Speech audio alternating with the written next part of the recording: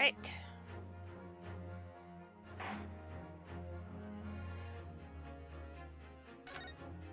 Show 'em sweet. Let's go.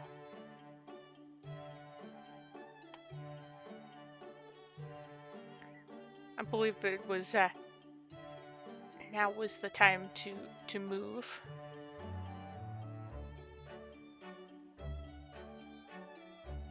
So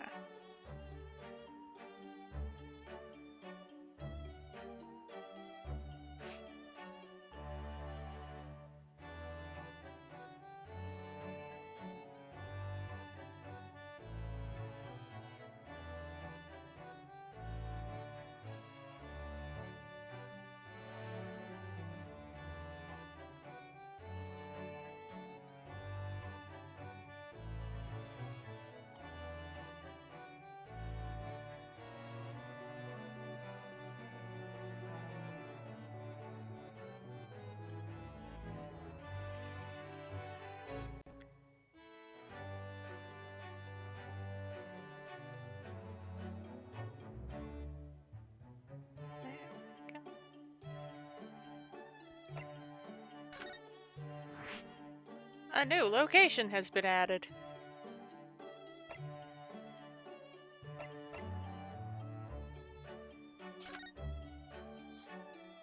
Just so used to Susato in that lower bit. The birds!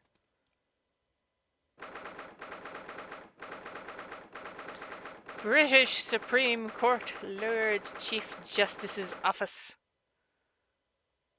Woo!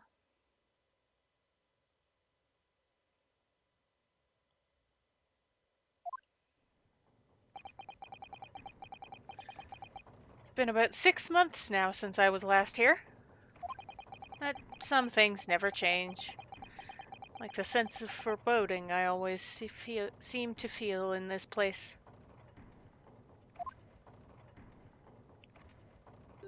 And then Iris is just like vibing, reading a book.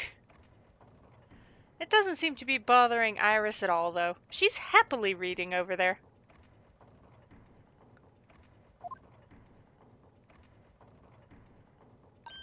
Oh, I love this place. I always find so many interesting books here. Of course. I was forgetting that you've been here before. The time we came here. 6 months ago.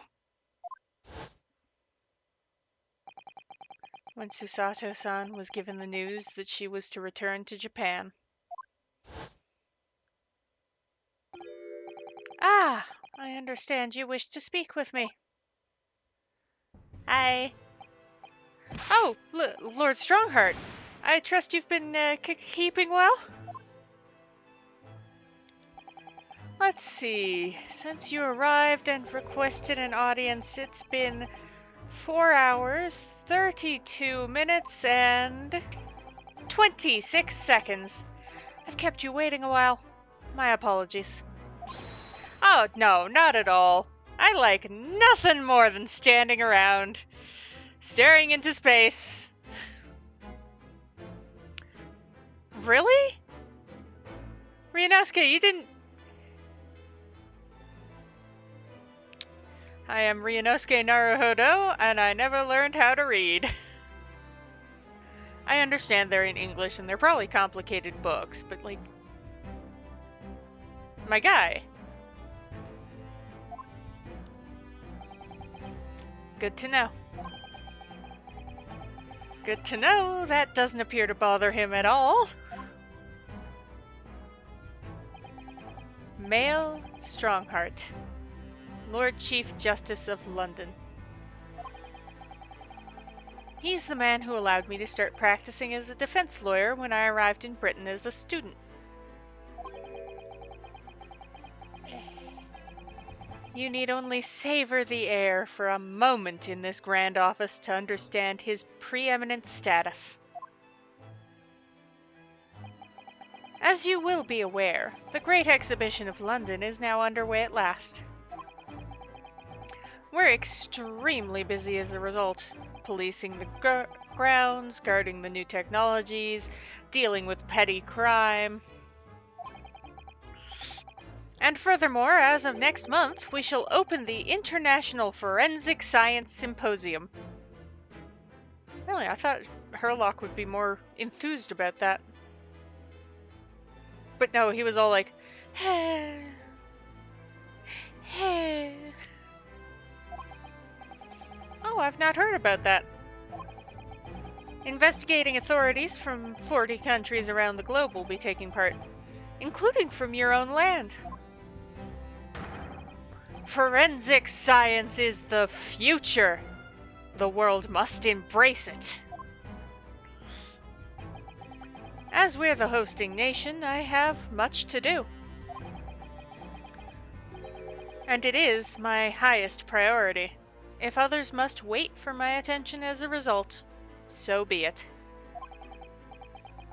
Well, nice to know where I stand. So, you wish to consult with me? Of course, I can very well imagine what this is about. Well, thank you for agreeing to this meeting, my lord.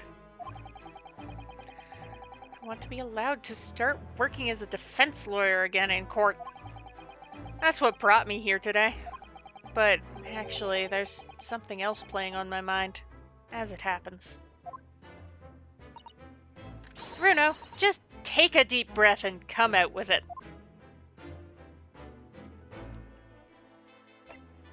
Converse.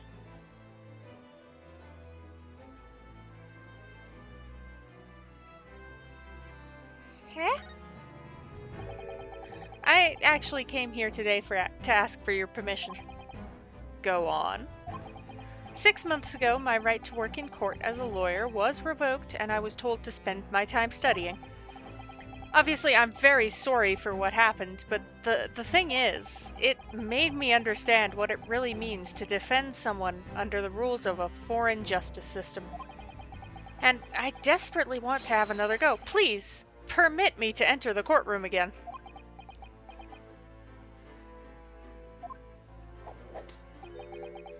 Mr. Naruhodo? Yes? Oh, here it comes. I'm sure you haven't forgotten your position here, have you? At best, you are a substitute for your compatriot. This was never your intended role. Well, that's true. The Japanese government actually sent my best friend on this study tour, not me. It should have been Kazuma. He was so determined to bring change to our own justice system at home. That was his calling. If that tragic accident hadn't happened, I wouldn't be here in this office now. Mr. Asogi was my best friend, you see. That's why I can't leave it unfinished. I have to fulfill his calling for him. His calling, you say? Has it never occurred to you that perhaps you know nothing of his true calling? Sorry? The mission with which that young law student was charged. What do you suppose it really was? What do you mean? Mission? He's not making any sense.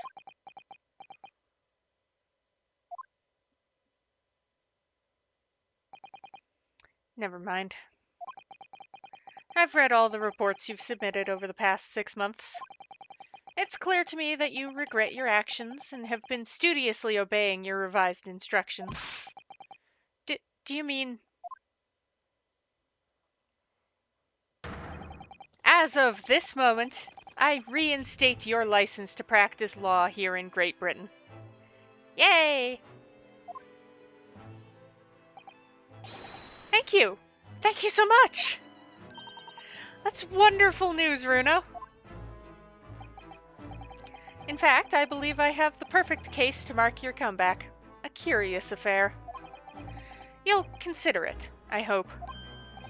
Of course! Please, tell me more! a curious affair.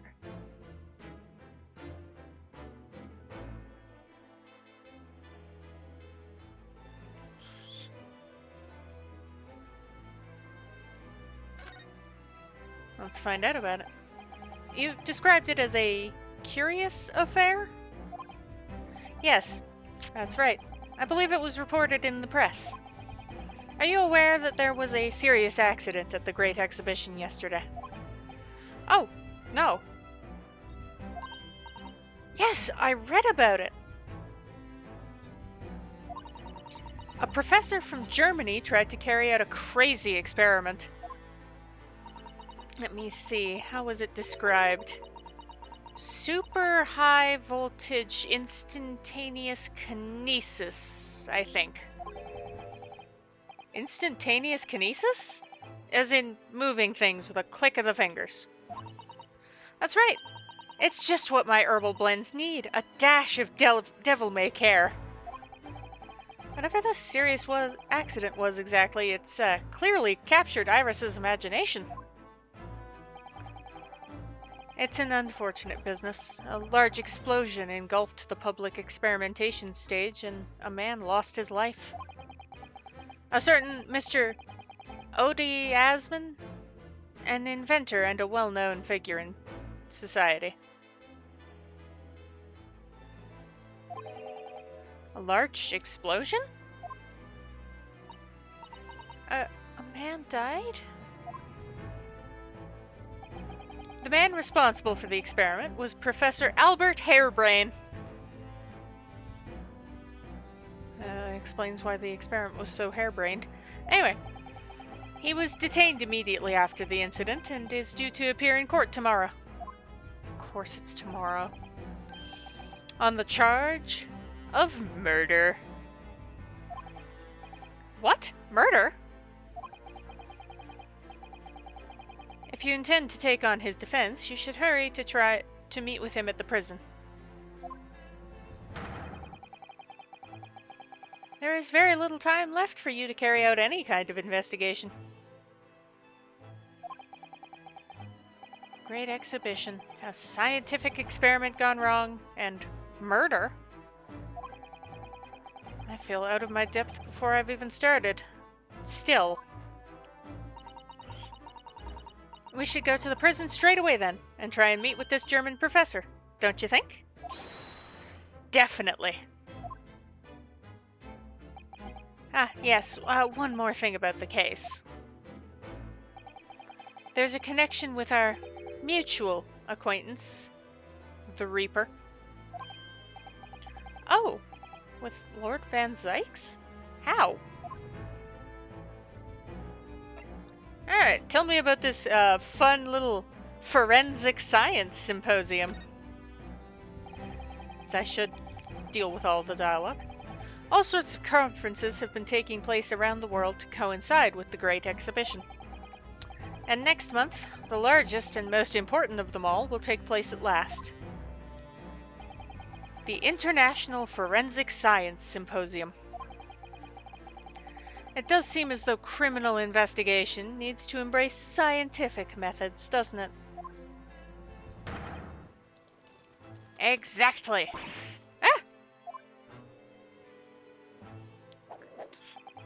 London, the global epicenter of culture, science, and wealth, now has a population exceeding 6 million. My goodness. Sadly, crime in the capital is growing at a similarly startling rate. So, it's imperative that we use the latest scientific methods to investigate and resolve cases as efficiently as possible. Which is what's known as forensic science, isn't it? Exactly! The future of policing. Ah! You're scaring poor Iris. Stop it. Regrettably, however, Britain is currently dragging its feet when it comes to the adoption of forensic methods. Oh dear, that's alarming. Exactly! It's extremely alarming. Is exactly all you can say, my dude. like... And we're scaring Iris again. Ah! If I were Her Majesty's Attorney General, you could be sure the numbers of crimes committed and resolved in London would be very different to the current figures. And I can cite 12 solid arguments and 223 individual reasons to support my claim. That's a lot of individual reasons. Sorry? By way of apology for keeping you waiting earlier, I shall detail every one now. Ah! Oh, how fascinating. It all began 15 years ago. I was...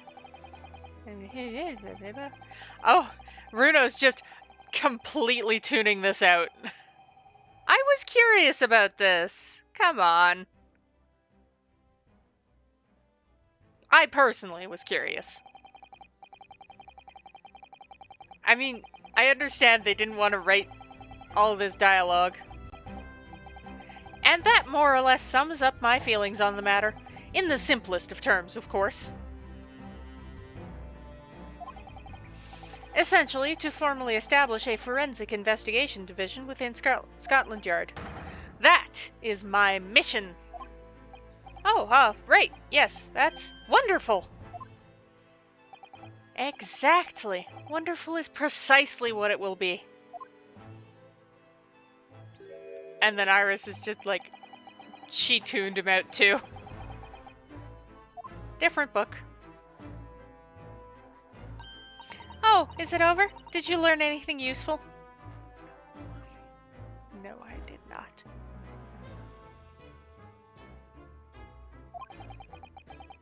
I actually drifted off for the most part. He's surprisingly ardent about forensic science. Anyway.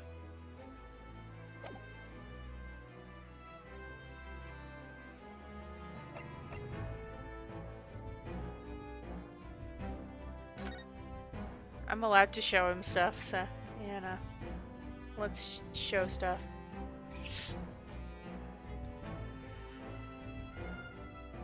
I'm curious what he has to say about my little defense lawyer armband.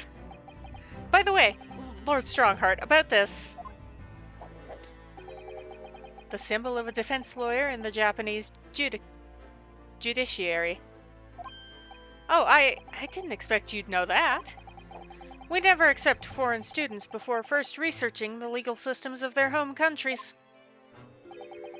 But such trinkets are merely for show. The only true measure of your worth is your performance in court.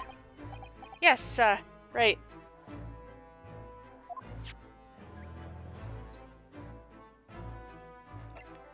Alright, let's see what you have to say about... Oh, that reminds me. Have you seen this? The reports of the overwhelming success of the Great Exhibition? Of course. No, not that. The story on the back page. What story?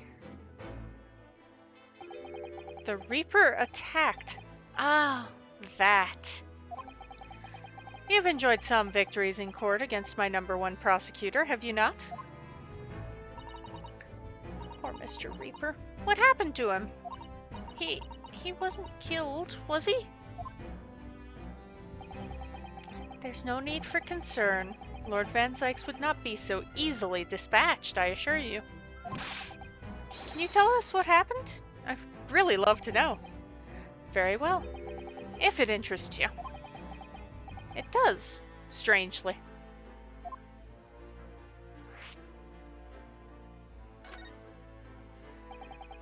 Fortunately, Lord Van Sykes emerged from the attack unscathed.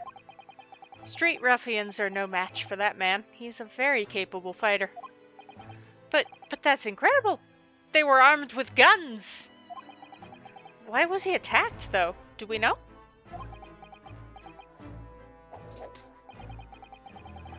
It's related to events that occurred a month ago. A leader of one of the capital's criminal organizations was indicted and prosecuted by Van Zykes, of course. But the man was acquitted. I've no doubt large sums of money were involved behind the scenes.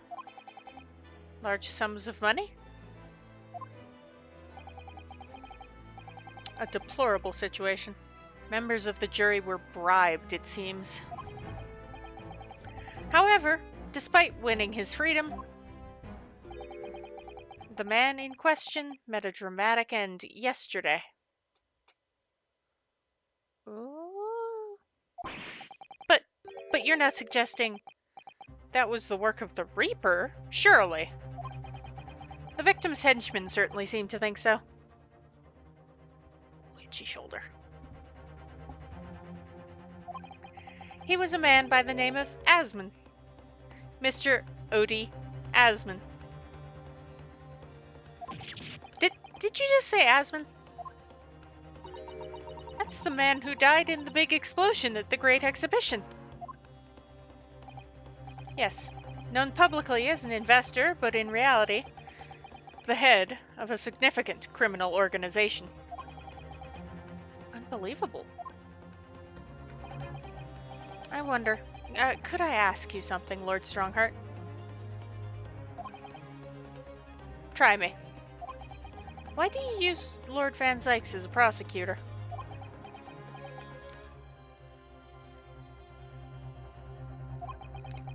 All the criminals who manage to get off in court then meet with mysterious ends outside the courtroom. And fearful of that fate, they seem to strike at Lord Van Zykes first. I know there's no evidence that he actually is the Reaper in that sense, but still. Something's clearly going on here. I have Van Zykes work for the prosecution service for 2 reasons. Firstly, the man is the best prosecutor in the capital, bar none. And secondly, any deaths of criminals that have occurred outside the courtroom following his trials are nothing to do with him. That doesn't make sense. How can you explain that so many have died if not by someone's hand? Van Zykes may have earned himself the moniker of the Reaper, but he is no killer. So, he will continue to prosecute on behalf of the Crown. Unless he wishes otherwise, of course.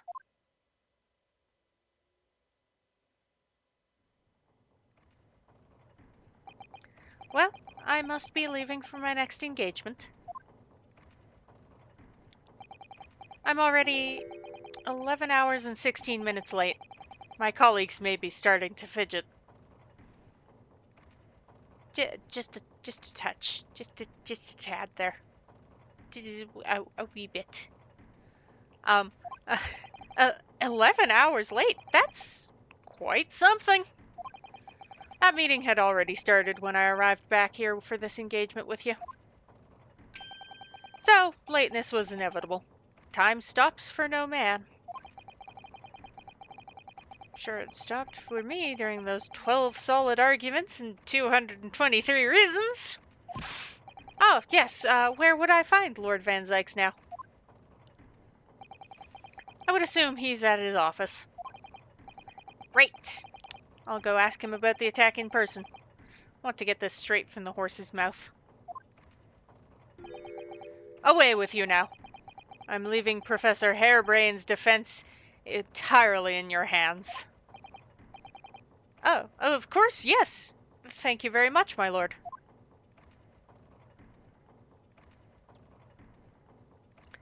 Alright. A new location has been added.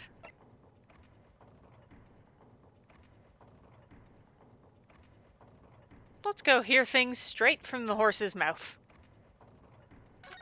Doo-ba-doo!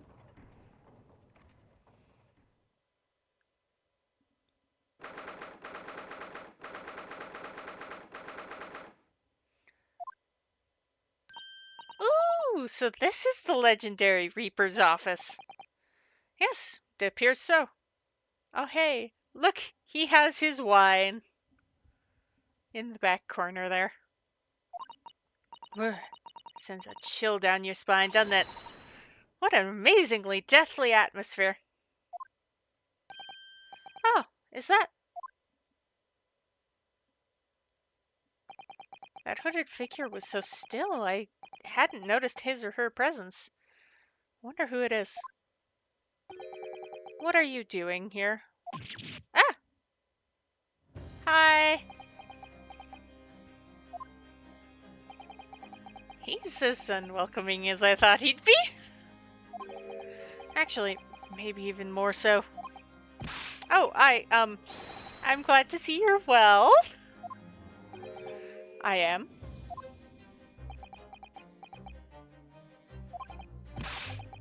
So, who's the person over by the wall being punished for something or other? He looks more intimidating here than from across the courtroom, may I just say. No punishment is taking place here. Oh! That's my apprentice, and he's sitting there of his own free will. I didn't know you had an apprentice.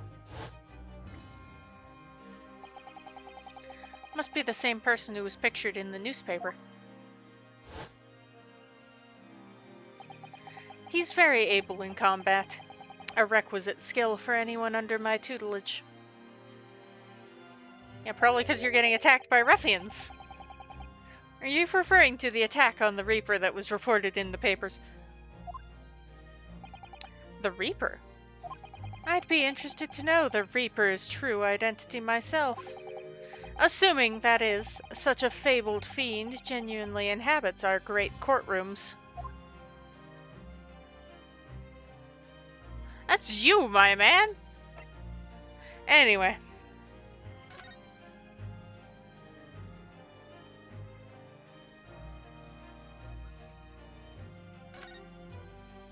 I did not want to investigate, I wanted to present. I figure I'll present both the things there. I know you've seen this around my arm before, but... What is it exactly? Oh wow, you don't know. I get to explain things. This is a mistake. It's the mark of a defense lawyer. In Japan, at least. And what's your reason for showing it to a British prosecutor? Oh, well, I don't know, really. I can understand, at least. There's merit in reminding yourself of who helped you become what you are today. Oh. But that's a personal matter. Something you may want to keep close at all times. Not something to flaunt. No, I suppose not. Thank you for understanding, though. Achievement! Hooray!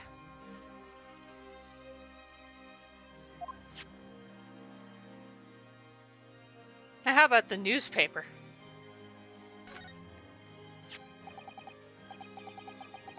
Lord Van Zykes, about the article in this paper? Yes, it seems there was a reporter nearby when that little skirmish took place. I had no idea I'd been photographed. That was careless of me. Looks as though it was taken after the people attacked you. After the people who had attacked you had run away, though. Rest assured, the police have already apprehended every last one of them. But there's someone else fighting alongside you, it seems. And I think it's the same man who's sitting over there as we speak, isn't it? As I mentioned already, he's my apprentice. Perhaps you could tell us a little more about him? No, got it.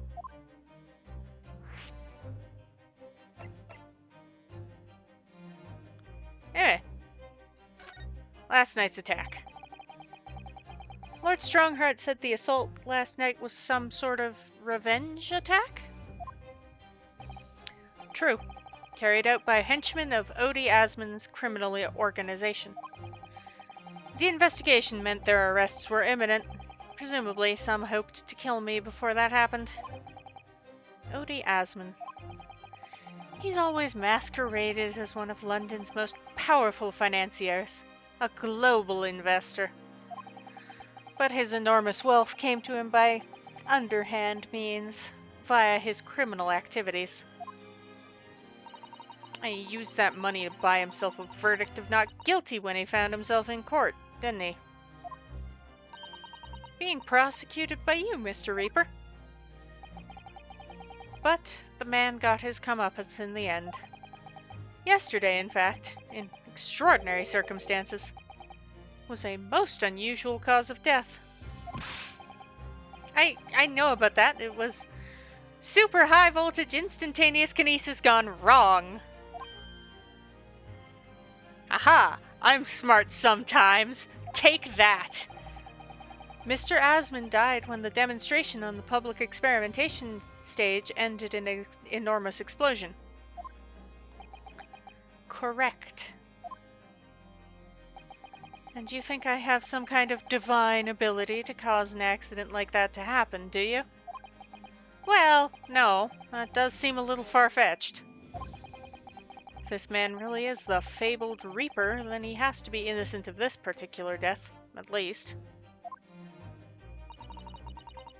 Strange how this has worked out, isn't it, Runo? I mean, what with you taking on the professor's defense for the trial tomorrow. What? You're going to be defending him? Haha! We can startle you. Oh, yes, that's right. Though I barely know the man's name yet, to be honest. Albert. Albert Harebrain. That's right. Do you know him by any chance? Of course. He's a contemporary of mine. We were at university together. You're... What?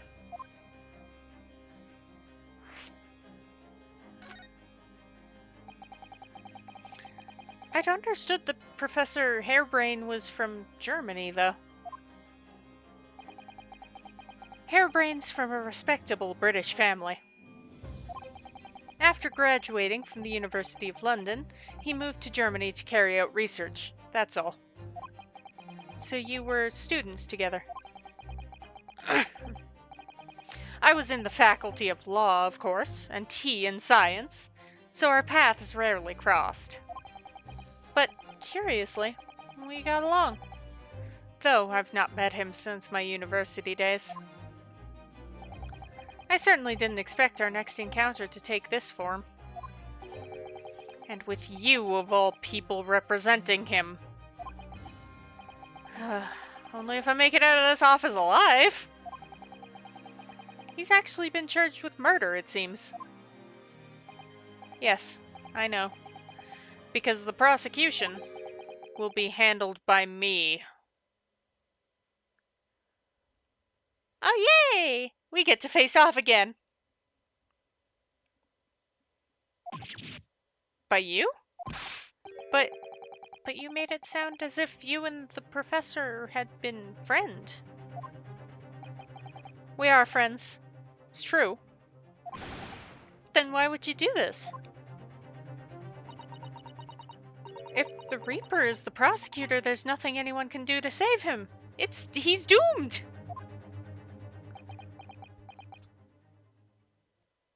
I feel like Van Zykes doesn't buy into his own hype.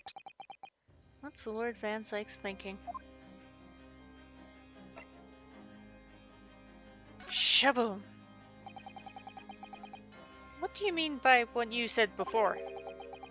If you'd like to know the Reaper's true identity, does that mean...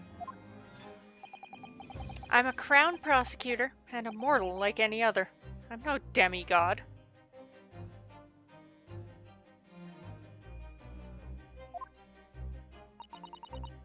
But they've all died, haven't they? The people you've prosecuted, I mean. Whether or not the trial ended in a conviction or an acquittal, those I prosecute are the vilest wretches of our society. People who, without question, deserve to be found guilty. The world is a better place without them. But that's not true of Mr. Natsume, for example. He wasn't a vile wretch at all. Nor was Ginny. In fact, she's ever so hard-working now.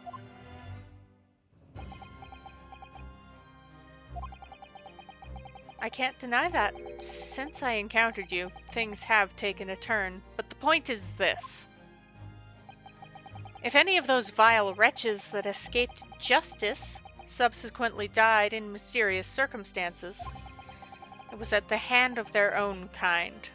It's not my work. Lord Strongheart said the same. He believes you're not involved in any way. But you were attacked by those ruffians because they believe it's true.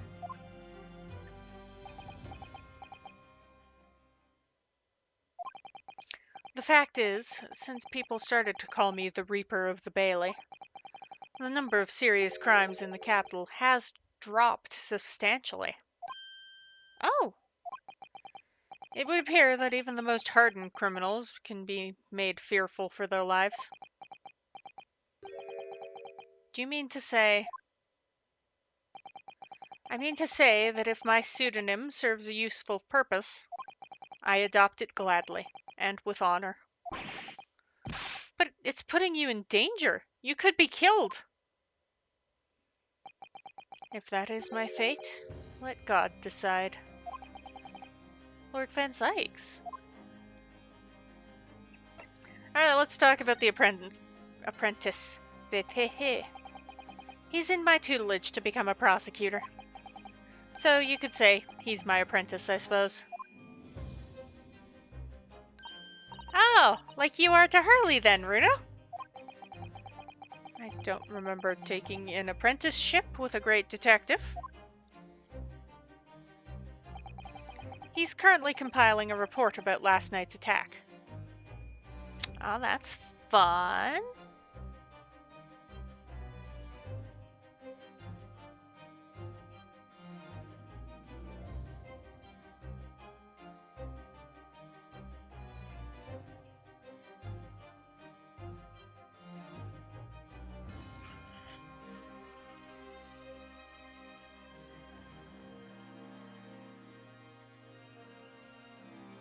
Love compiling a report. Looks like he's wearing some kind of mask. On Lauren Strongheart's orders. Why? Nobody knows the man's face, or indeed his identity. Why? That seems like a poor plan. But why would you agree to take on such a clearly suspicious individual? Lord Strongheart's orders again. He's not one for meaningless follies. There will be a good reason for his actions. I hope you're right.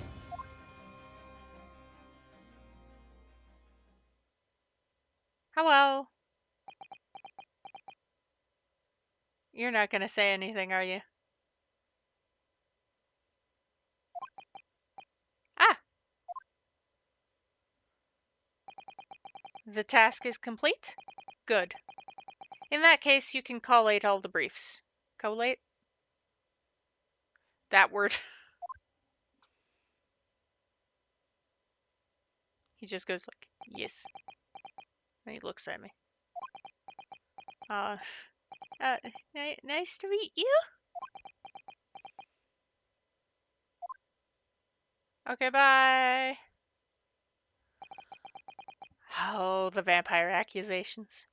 Why are there bats? Why do you have bats? My guy. You've got bats. Back to work again. That was really strange, though. Never met the man before. I didn't even know he existed. And yet... somehow it didn't feel like our first encounter. Don't bother trying to converse with him. He says nothing to anybody from outside this office. Lord Strongheart has strictly forbidden it. Oh, I see. Why are you so interested in my apprentice, anyway? Oh, no, I mean... Sorry, I didn't mean to... The way he stood there so casually, yet with that flawless posture. It couldn't be.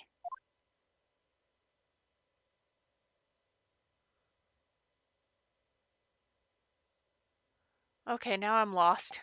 Ah, yes, there's something I've been meaning to ask you. Oh, what's that? That Nipponese man. Is he faring well? Sorry? The one arrested twice in succession 6 months ago, with the stoop, and the mustache, and the jitters. Ah, Mr. Natsume, you mean? I'm not sure he'd be very pleased to find out you identified him from that list, Runo. He's fine, thank you. In fact, I received a letter from him by international post only the other day. I see.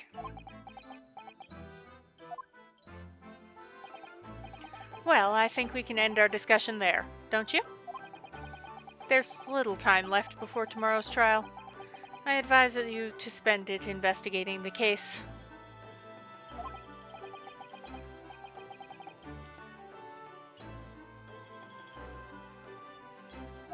Thank you for the advice and the conversation. I can't believe he's asking after Saseki-san. After a Nipponese! I'm not sure whether to feel happy about that or worried.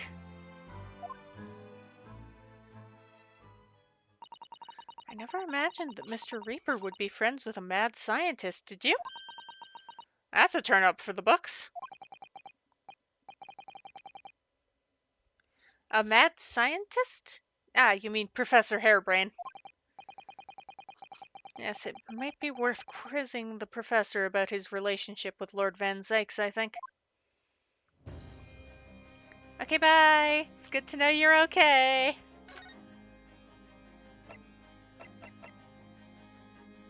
Prison.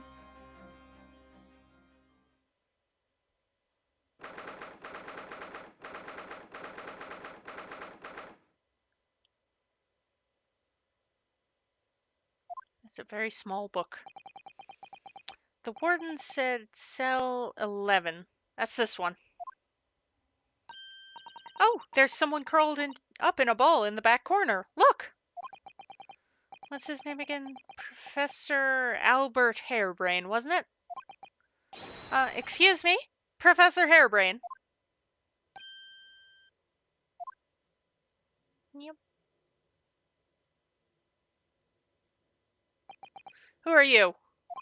I'm Ryunosuke Naruhodo. I'm a defense lawyer. A lawyer? Ah! Was it something I said? A lawyer, you say? Would you be here about the experiment? Are you going to defend my hypothesis?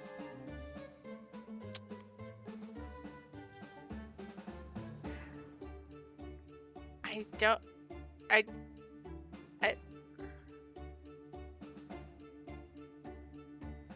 I'm not a lawyer for your hypothesis. I'm a lawyer for you. Your hypothesis? Sorry, I don't... Yesterday's demonstration! That magnificent demonstration was... It was an out-and-out success! By anyone's calculations! But despite that, no one listens! No lawyer believes in the science! When it's explained, they all leave at high velocity!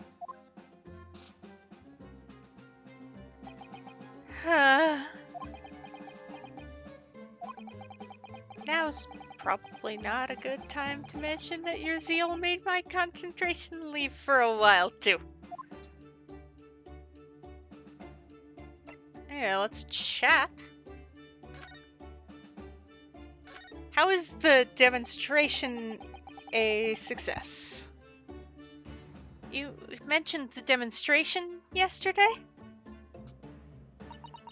papers have called it a spectacular failure. After all, a man died in the explosion, didn't he? Yes! You could interpret the results that way if you really wanted to. Well, I suppose in the strictest sense, the experiment was a failure, but at the same time, it was a great success. Schrodinger's success, got it. You've lost me. I saw it with my own eyes. Right there in front of me, Mr. Asmund was spontaneously disassembled. Until then, everything was going exactly as my calculations had predicted. At that point, he should have been beamed to the Crystal Tower by instantaneous kinesis. However, the machine exploded and Mr. Asmund, in fact, perished. Yes, I can't deny that part of the experiment was a failure. So what you're really saying is the large explosion that killed Mr. Asmund was an accident, correct? But the bigwigs had you arrested on suspicion of murder.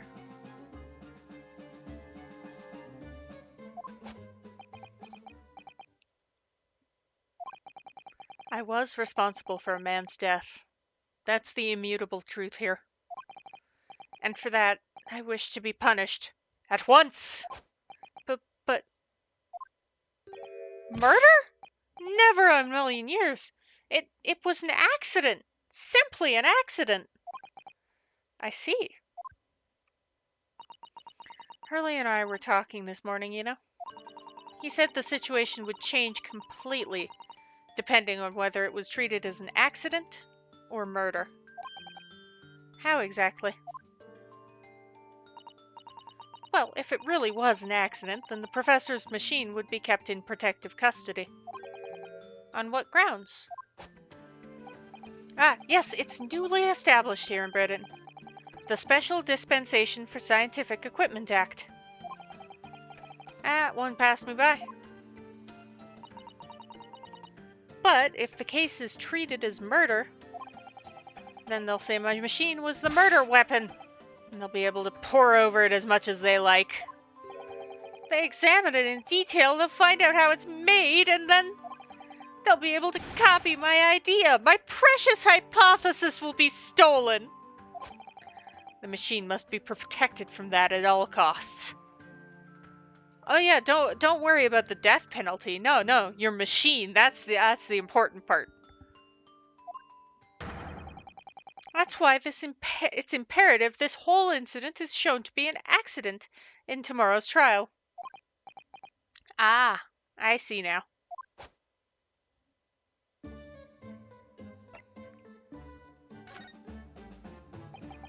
So in short, there was a terrible accident at the Great Exhibition Showground yesterday. Yes, or rather no. The devil is in the details. Strictly speaking, there was a terrible explosion. Sounds the same to me. You were demonstrating super high voltage instantaneous kinesis, weren't you? How fascinating! Humans, like all matter, are made up of particles that are held together by electrical bonds.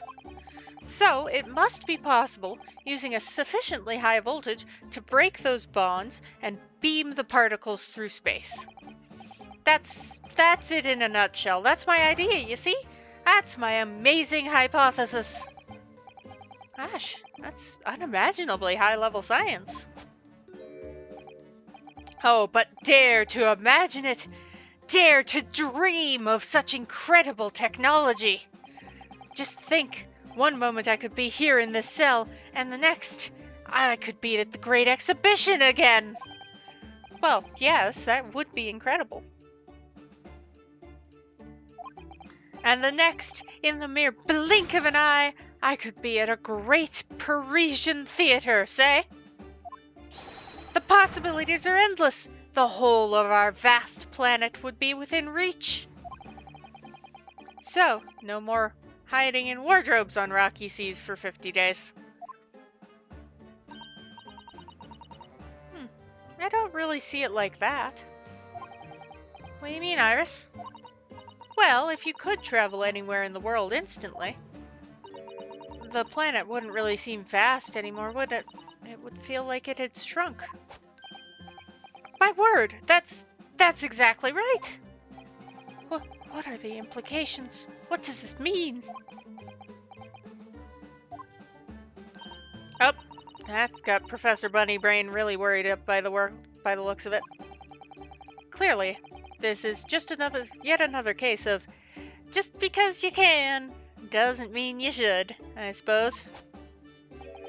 The point is, my calculations are flawless. The science works. But without a practical demonstration, it means nothing. And that's always the fly in the ointment. Because practical demonstrations cost a lot of money. Money that young scientists like you don't have. That's exactly it, yes.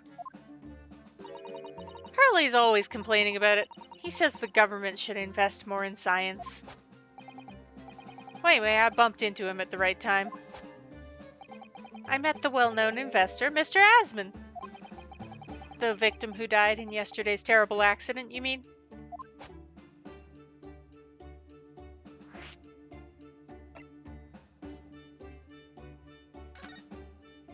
I don't expect to get much. I understand Lord Van Zykes is a friend of yours from your university days? Yes, that's right. He was studying law whilst I was studying science. What was he like back then? Good question. Unassuming, gentlemanly, all-around nice fellow, really? Sorry, I think you misheard me? I'm talking about the cold-hearted, merciless prosecutor, Barak Van Zykes. What was he like when he was at university? Talk about a leading question, Bruno. As I said, an unassuming and extremely pleasant gentleman. After all, he is the little darling of the Van Zykes family, with all its great aristocratic origins. I didn't realize he had quite such noble blood. Little darling? Oh, is he like the youngest son or something? It was a bit of a shock when I came back to Britain and learnt what he'd become. The Reaper of the Bailey, no less. Yes, that's right. I did hear, though, that there was a very big event in his life that completely changed him after graduation. Really? What sort of event?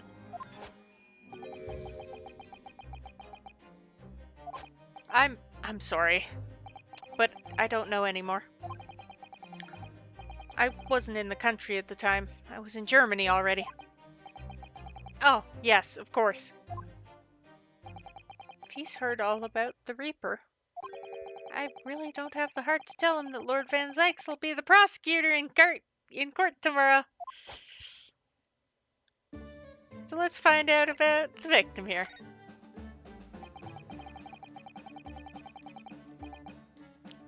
The full name of the man who died in yesterday's accident was Mr. Odie Asman, wasn't it?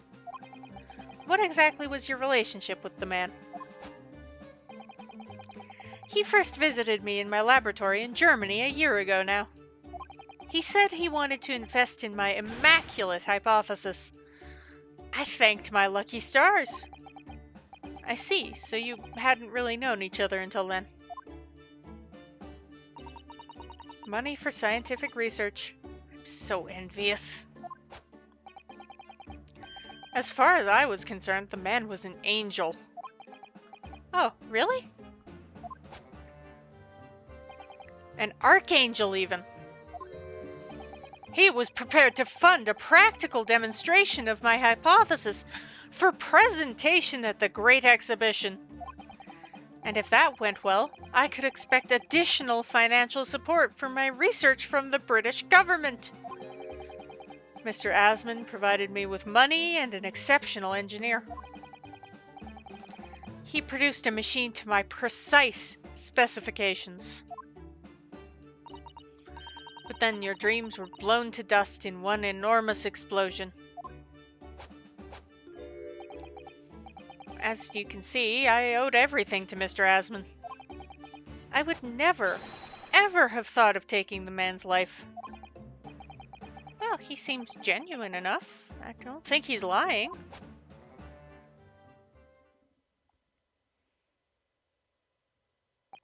So, Professor, let me just make absolutely sure I've understood you properly. The huge explosion that occurred yesterday, that was an accident, you're saying? You had no intent to harm the victim, who was in fact the sole investor in your work, is that correct? As correct as 2 squared is 4, I swear it. Yes, it's true, the man perished in a machine of my invention. So I know I'm far from blameless in all this, but still.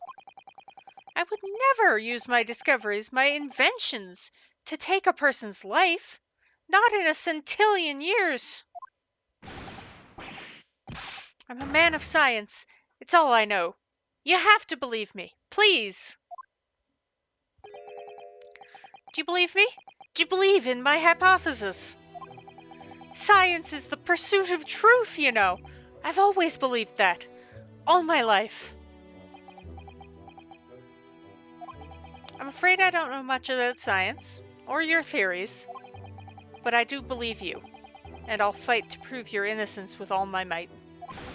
I'm a man of the law. It's all I know. You have to believe me. Please. When I went to live in Germany after I graduated, I learned something very important. Nationality, class, lineage, none of that matters. As long as you try your hardest, you can achieve anything. Thank you for that, Professor. And thank you in advance for defending me tomorrow in court. All right, Runo. It's time. Time to visit the great exhibition. Sorry? Well, that's where the incident happened, isn't it? Yeah, I suppose that's true. Time to investigate, at last. Sorry, my glasses were... A new location! Whoa! Let's go, Iris. Great exhibition. Grounds. Foot of the Crystal Tower. Ugh, the showgrounds are a little too big for my liking. I've been walking around in dense crowds for 2 hours now, and I've felt myself swooning 3 times. Well, you gotta bring your water when you're... Gotta bring your fluids when you're going to, like, an exhibition like this. Especially if it's, like, midsummer.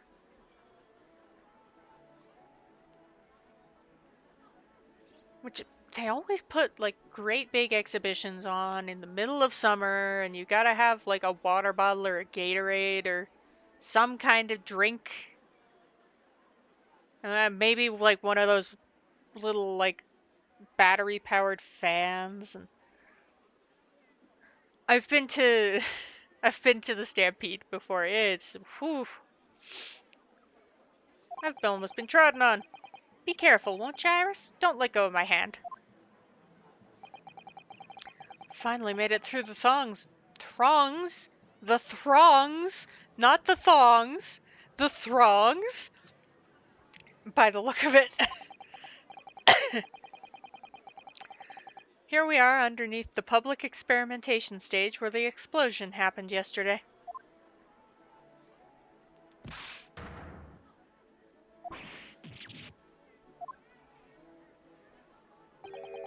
What's that? I can hear voices from up on stage. Sounds like an argument.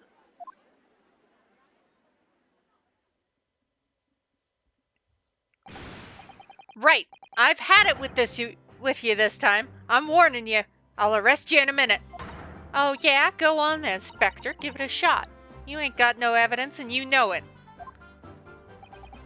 Wait, I know those voices. You got a cheeky little mouth on you, young lady. but a night in the cells will teach you some manners. Just try it, I dare ya, if you want that bag of chips rammed down your throat.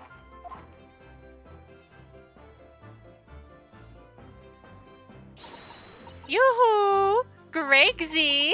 What are you doing up there?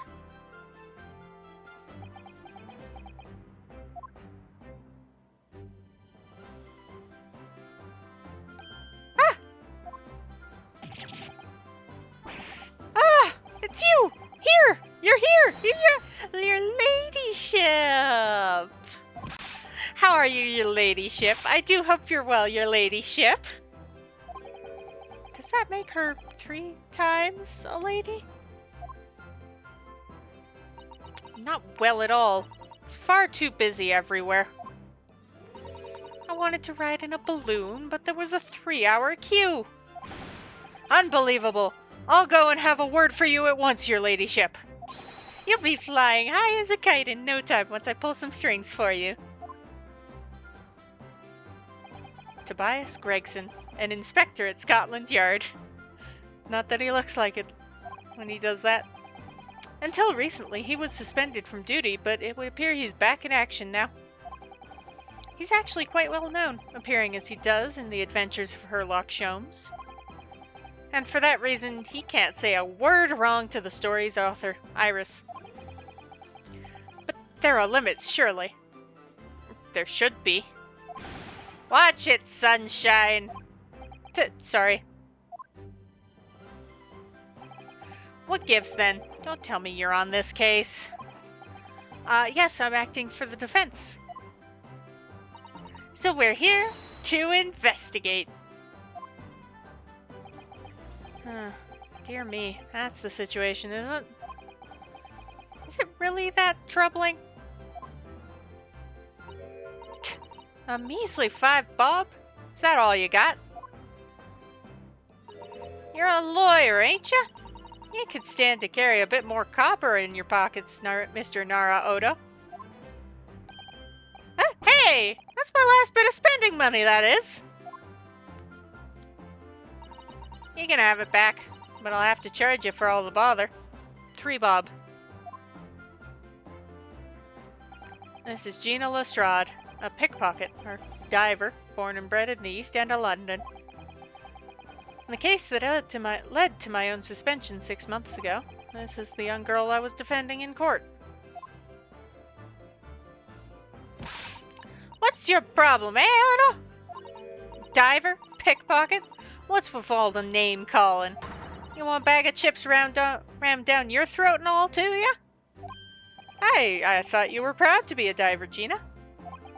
You were just arguing with Inspector Gregson about it, weren't you? I assumed you'd been up to your usual tricks here at the showground. That ain't no way to talk to a lady, Otto. Half a year's a long time. People can change.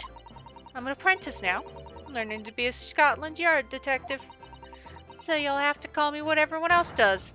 It's Inspector Lestrade now.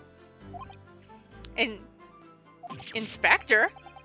That badge is homemade, surely. The inspector part isn't entirely accurate. No one calls her that. For what it's worth, anyway. Investigating's off the cards for all of us. What's that supposed to mean? Right, well, I'll be back up top. You hold the fort down here, alright? Right, sir. This raises a lot of questions. Half a year's a long time.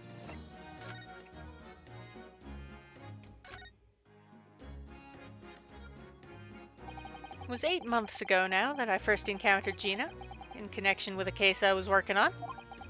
At the time, she was living in the East End with a group of other orphans.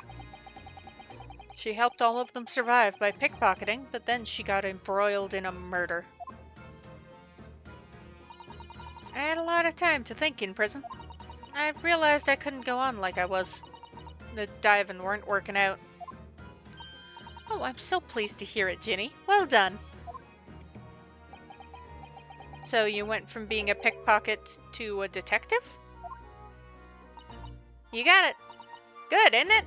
Inspector Lestrade. Sounds like something out of book, eh? Maybe. Possibly. Talk about a sea change. And then there's Iris's old man to think about. Iris's father, you mean? Yeah, I promised her, didn't I? I said I'd get all the police forces around the world to pull out all the stops looking for him. Just a small promise, then. Nothing serious. Oh, Ginny, you're so sweet. So anyway, that's how come I had a go at the test for Scotland Yard.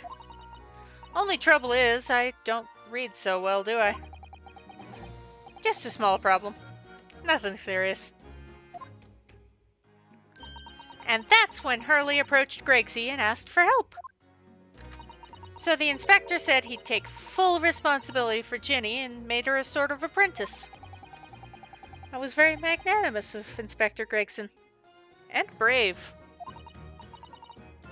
Well, you know Hurley. He enjoys finding ways to make people do what he wants.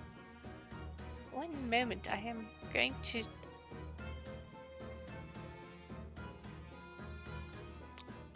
The model's gonna fuck up for a hot second. So I'm going to stand up and acquire a drink. So, it's gonna go wonky. Don't worry about it.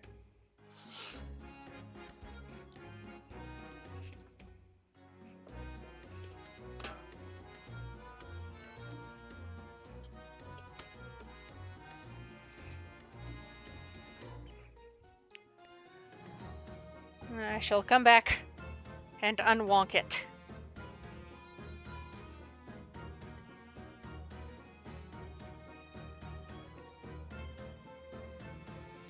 Alright, properly unwonked.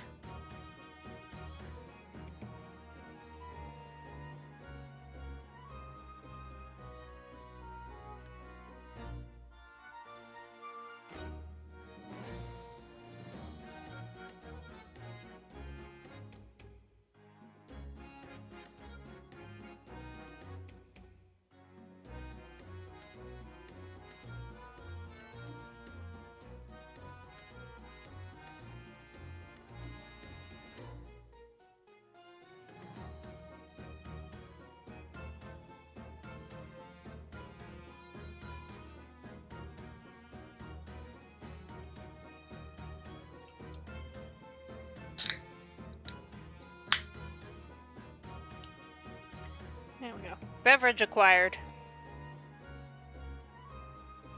Oop. Sorry about that. I just noticed that was... Ah. Anyway. You know Hurley. He enjoys finding ways to make people do what he wants. A great detective likes digging for dirt, in other words.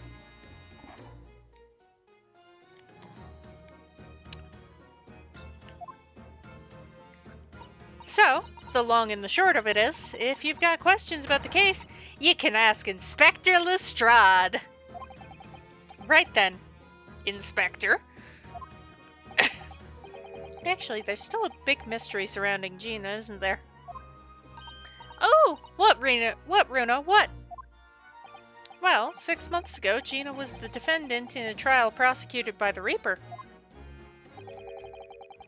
A trial in which she was found not guilty, and yet here she is still. Come on, you're not still on about that, are you? The Legend of the Reaper, or whatever it's called. Oh, you don't half worry, Oda. If I didn't half worry, there probably wouldn't be a whole lot of you left. It's like I told you before, isn't it? The Reaper's kinda like him upstairs. So, he knows what I'm like on the inside. That I ain't really done nothing wrong.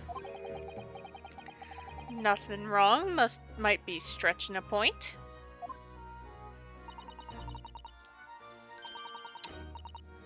What about Mr. Natsume in Japan? He's perfectly fine, isn't he? Well, that's true. Perhaps the Reaper is more discerning than I thought. Exactly! So I ain't worried. Totally fine. As long as you're fine. Yesterday's incident. Oh, it was out of this world, it was. Brainy bloke pulled a bunch of levers on his machine and suddenly it started billowing smoke. Then it just went pop. Ain't seen a better experiment here yet. Sorry? You mean you saw it, Jeannie? With your own eyes? Yeah, of course. Boss is in charge here, ain't he? Keeping everything running smooth, I mean. The boss being Inspector Gregson, I suppose. That's gonna take some getting used to. So, all I have to say is that I'm on duty and I can do whatever I want to. Get this! I was up in one of them flying balloons when it happened, watching it from above. No! You're so lucky, Ginny. Maybe I should join Scotland Yard too. Yeah, do it! You know how to put the boss in his place already, right, Iris? You'd have no trouble at all. Then it's settled. When do I start? No. You can't join Scotland Yard, Iris. We'll see. Anyway, what I don't understand is this. If the machine exploded so spectacularly, how can Professor Bunnybrain still be claiming that his experiment was a success? Oh, right. Well, it was a success. In a way. It was? How can it have been?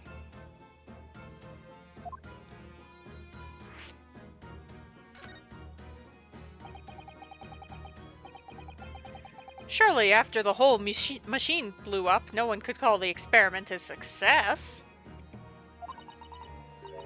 It's like I said, it did sort of work. I mean, yeah, there was a load of smoke and that whopping great bang. But where do you think they found the victim's body, eh? In the crystal tower over there. What? In the tower. You can see for yourself, can't you? Up there above the scaffold. Oh, where all the glass is broken, you mean? Yeah, the cage what the victim got in to start with really did get beamed through the air or whatever and landed all the way over there. So you see, it did kind of work, didn't it? What? I don't believe it. I mean, I don't get the ins and outs of it, but anything's possible, right? With science. Oh, I tell you what, you can have this. It's a plan of the experiment they drew up at the yard. Are you sure?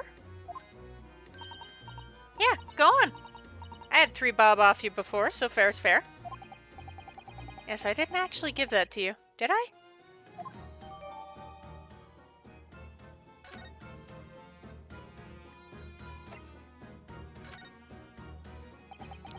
Something Inspector Gregson said before seemed a little strange. For what it's worth, anyway. Investigating's off the cards for all of us. Yes, naughty old Gregsy ran off after that without explaining himself. How dare. Oh, right, that. Boss said no one's allowed to investigate that weird machine what blew up yesterday. Well, that's not fair. We're representing the defendant. In that case, could you at least tell us what you've learned from your investigation? Ah, you're not getting it. We ain't allowed to investigate neither. Why? What did the boss call him again? The forensic investigation team, I think. Anyway, apart from them lot, no one's allowed to lay a finger on the scene. Bit funny, isn't it? So even Scotland Yard's own detectives can't investigate. Yeah, I've never heard of something like that before. I thought I could have a gander on the quiet, though, but boss caught me at it. You probably heard him give me the earful about it before from down here, didn't you? It's not bleeding fair. I think you were giving him just as much of an earful back, as I remember it. Yeah, well, sometimes I think it's all them chips what make him so stubborn. You say something to him, Otto. Go on. See if you can get through to him. He's up on the platform above us, isn't he? Where the machine that exploded is. We can try, can't we, Bruno? Gregsy will listen to us.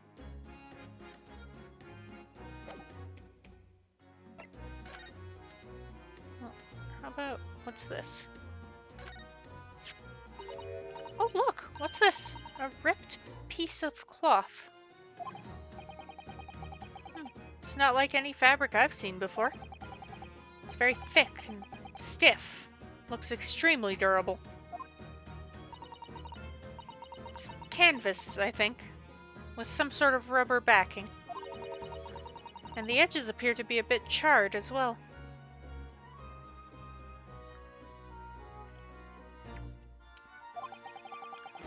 Maybe that means it has something to do with the explosion.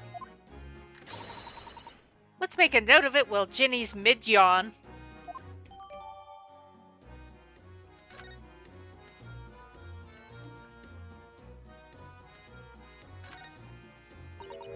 Huh. Looks as though somebody dropped something behind the tree just here.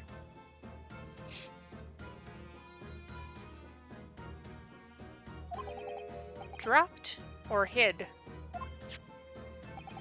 What is this? Some part of the machine that exploded? Maybe. Could have fallen from the platform above in the blast, perhaps. What's going on here? Oh, nothing. I think I'll hang on to this, just in case. Mysterious contraption! Let's take the stairs. These stairs obviously lead to the stage above. We should go up there and investigate the exact spot where the experiment was being conducted. Hey.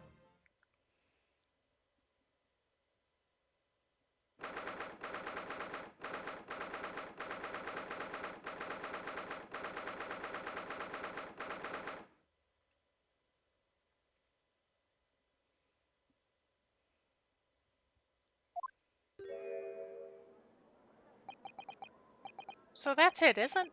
The machine that blew up. Oh, it must have been a magnificent explosion. And I've seen my fair share.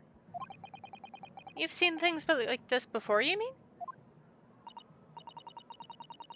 Of course. Hurley's always doing experiments that can end in a bang.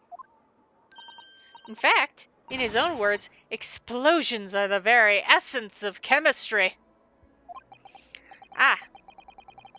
That might explain the smell of burning that frequently comes wafting up the stairs. One time, he made something that exploded with such force it took the roof off the building. I wish you'd been there to see it, Bruno. It's hard to get too excited about that, given that I now live in the roof. Well, anyway, that's enough about that. It's time to investigate. Oh, look, Inspector Gregson is over there. He seems to be deep in thought about something, whilst eyeing up the machine carefully. Just gonna... William and Turner. Really? He just looks confused to me.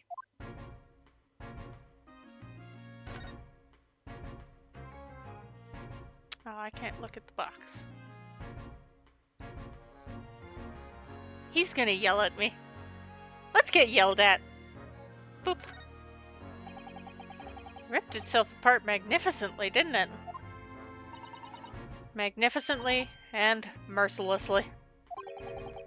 So someone stands in the middle of the machine to be disassembled and then beamed through the air. Yep, beamed, not blasted. That's the point. Yeah, that's that part's crucial, really. Is something like that even possible, though, Iris? Ah, Bruno, I'm just a child. How should I know?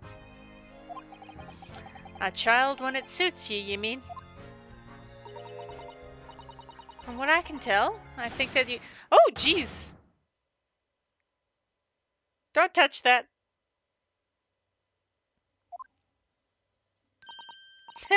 That was practically instantaneous kinesis the way you just flew over now. Gregsy. Please, your ladyship. I didn't mean to startle you, but I can't let you touch anything up here. So sorry. You can have some of my latest special blend to make up for it.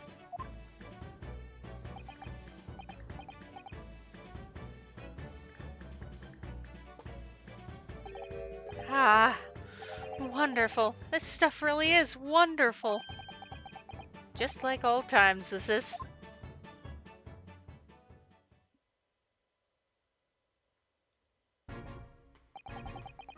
We're representing Professor Harebrain in court tomorrow, Inspector. We should be allowed to examine the scene. Ha! Listen, Sunshine. Even I'm not allowed to touch anything up here. It's that blasted Special Dispensation for Scientific Equipment Act to blame.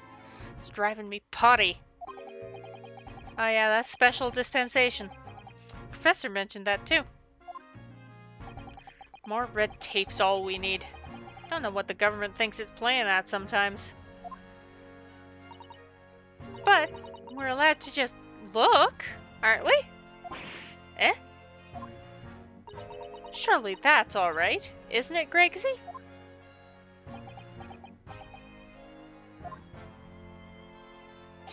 Course, your ladyship. Anything you say, your ladyship. But please don't get your dainty hands dirty, would you? Don't worry. We wouldn't dream of touching anything, would we, Bruno? She really knows how to get what she wants. Oh, let's have a chat.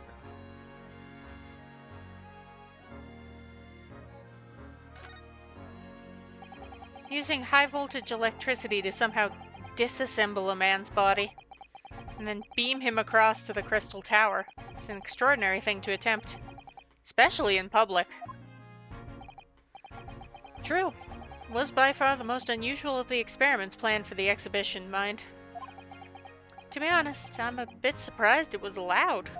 Carrying out something so dangerous with so many spectators present, I mean. Government's doing everything it can to promote new science and technology at the moment.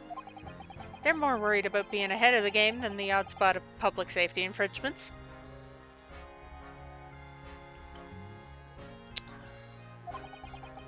They can be the first to develop some new technology. It makes Britain more powerful in the future, you see. Yeah, I suppose that's true in a way. So, the powers that be are placing a heavy emphasis on scientists' rights at the moment. What sort of rights?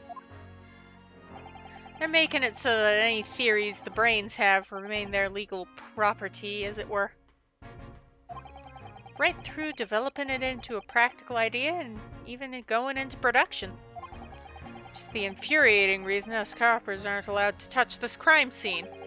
It's the new highfalutin Special Dispensation for Scientific Equipment Act forgives it. Forbids it. Forbids, not forgives.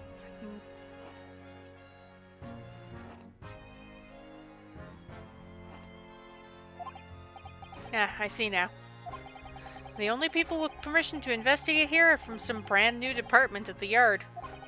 The Forensic Investigation Team, it's called. We've been relegated to keeping guard. The Forensic Investigation Team. Any old fool can see that this heap of scrap metal was a sham to begin with. Just because it says scientific equipment on the paperwork, we can't do a flamin' thing with it. Poor Gregsy. He's very het up, isn't he? Heck.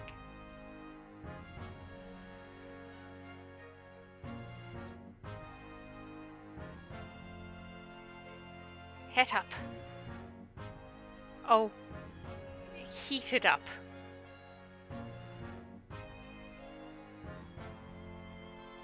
He's heated.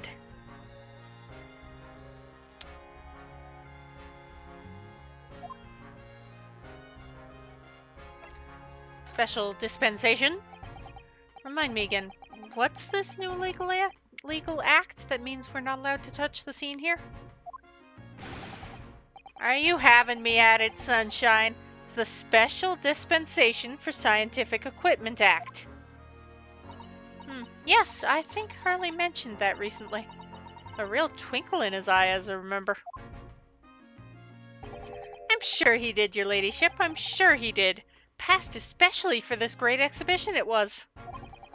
All scientists have to do is present their ideas or inventions to some suits in the civil service, and if it gets rubber stamped, that's a guarantee of rights to maintain the invention's confidentiality. What does that really mean? Think about it. Think of all the world-changing new inventions on display every day at this exhibition. Though a good half of them are a load of cobblers, if you ask me. Put forward by shammers like yourself. Hey! I'm not presenting anything in this fucking exhibition. Thanks for that. Oh, I love how absurd some of the inventions here are. It's all so fun. Might be fun to you, but a member of the force has to be present at every single demonstration.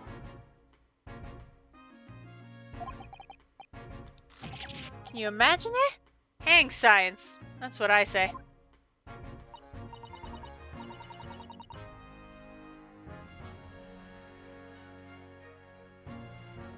Oh, I don't think so. That sounds like my dream job.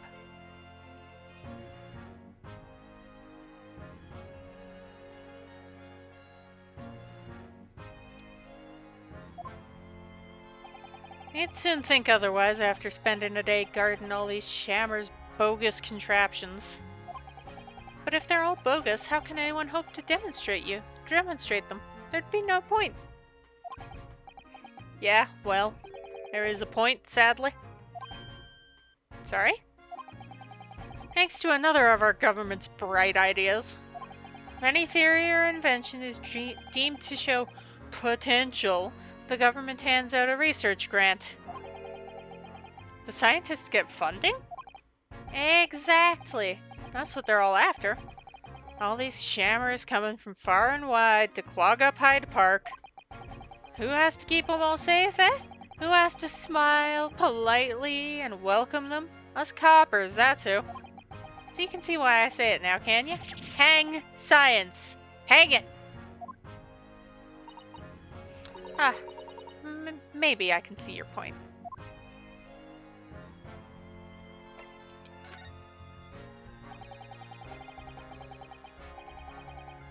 Apparently Professor Harebrain lives and works in Germany now, conducting his research. That's right. Came back to Britain especially for the Great Exhibition, as I understand it. Probably after one of the government's research grants. Actually, we learned something else about the professor earlier today. About his time in further education. Turns out he was at university with someone we both know. Lord Van Zykes. What's that? That's news to me. The music cut. I have concerns. But if Van Zykes mans the prosecution, then as the accused, the professor's fate is sealed, because the Reaper will get him one way or another. Blimey, that man's beyond me. Don't know what goes on in that head of his.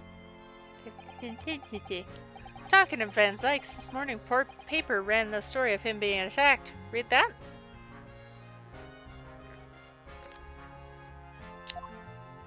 Oh, yes, but Mr. Reaper is completely fine. Nothing to worry about.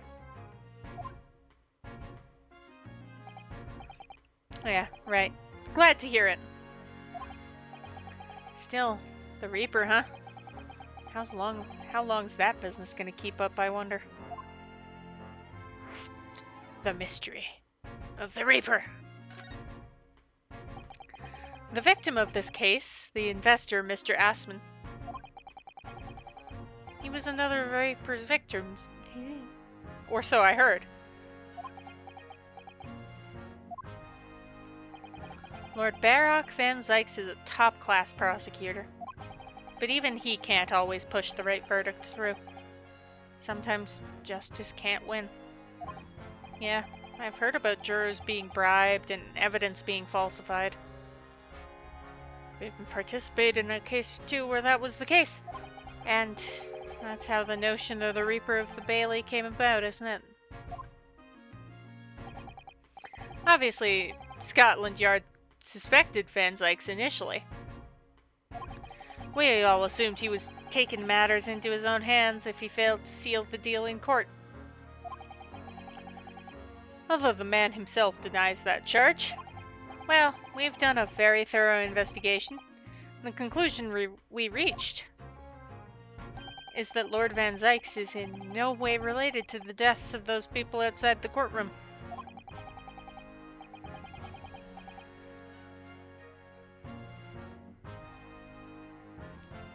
There's no question in my mind. Stake my reputation on it, I would. But if that's true, how do you explain it? All those defendants couldn't just have coincidentally died if nobody killed them.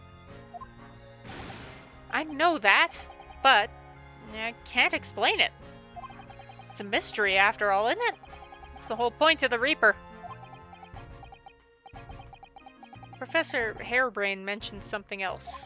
He said that at university, Lord Van Zykes was a totally different person. Easygoing and kind. You what?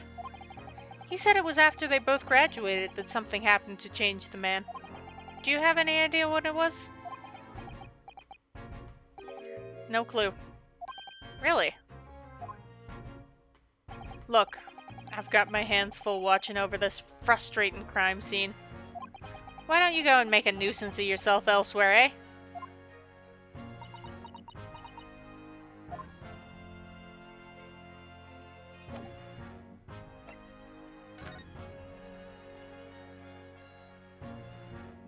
Look, don't touch. Considering how badly damaged everything is, Professor Harebrain was lucky to escape unscathed, I'd say. Should have a good look around the machine while we can, I think. Touch anything and I'll make sure I kill you before I get strung up myself, you hear? I won't touch a thing, I promise. So, please, spare a thought for your digestion. Anyway, do you really think this machine could actually disassemble people like the professor claims? He asks, looking totally incredulous. Give it a rest, sunshine.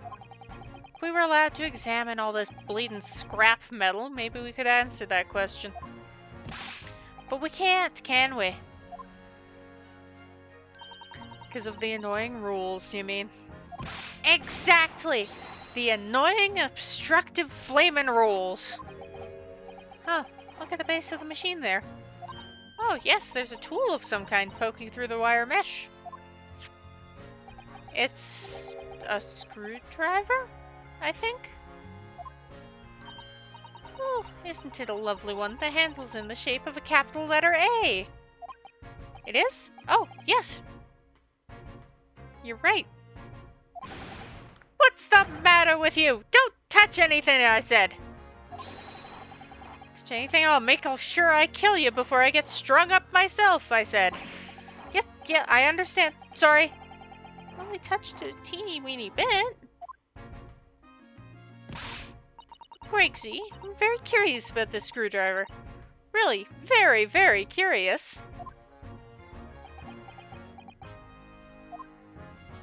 Of course, your ladyship. You're so clever, your ladyship. Fancy spotting something like this. But I'm afraid I can't let you have it. But Bruno found it first. I assure you, I'll investigate it thoroughly. Okay, bye. He's gone off with it. That was very mean. I'm afraid Inspector Gregson is going to make a very clumsy and embarrassing mistake in next month's installment now. Poor Gregsy.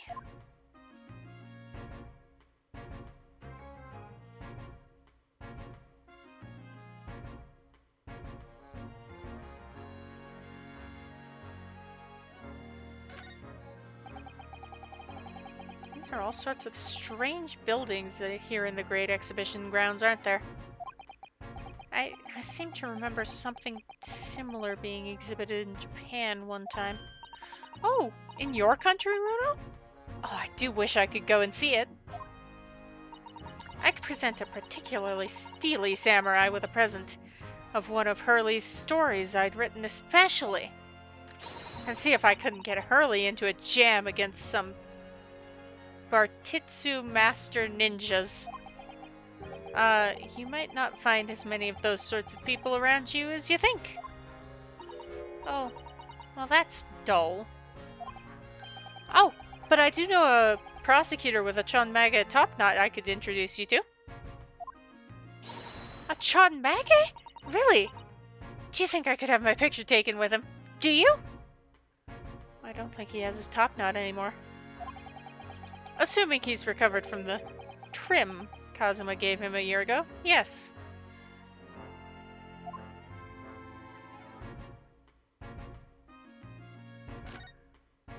What is that gigantic thing over there? Looks like an enormous water wheel. Oh, that's a Ferris wheel. There'll be people riding inside those little cabins you can see. Why?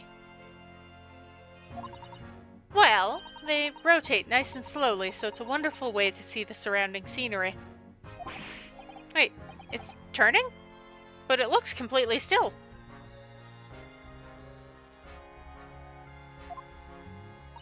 Yeah, that's because it's turning so slowly. One complete revolution takes about half an hour. If you were mad enough to go in one, it would be more fun to whiz around fast, don't you think? I feel as though you might have just invented a new sort of ride there, Runa.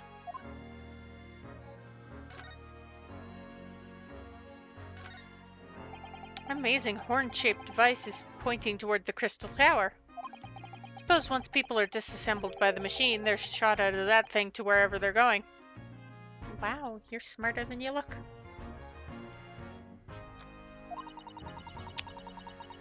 I don't think it was supposed to shoot anything, Runa. It was set up to beam people to the Crystal Tower, where they'd be reconstructed in their original form. Well, I don't like the look of it. If it was amazing as it looks, the accident wouldn't have happened in the first place, of course. Suppose that's true, yes. But nothing ever goes according to plan, does it?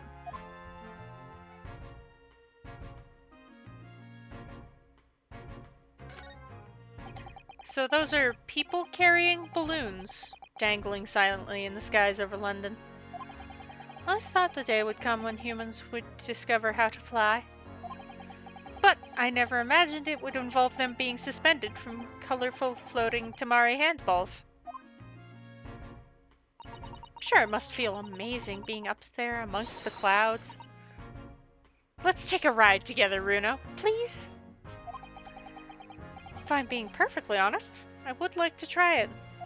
But without a cast iron guarantee that the thing won't plummet to the ground, I'm too scared.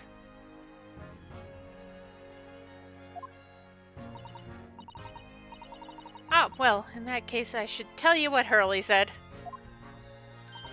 It's physically impossible for a flying balloon to plummet to the ground as long as it doesn't explode.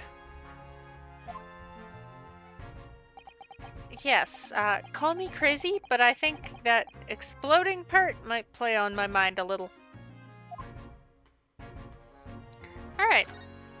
We're done peeking around.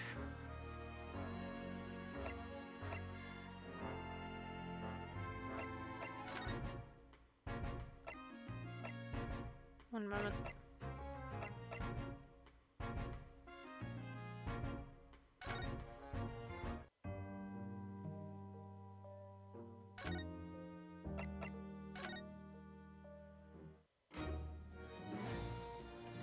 Hi, Gina.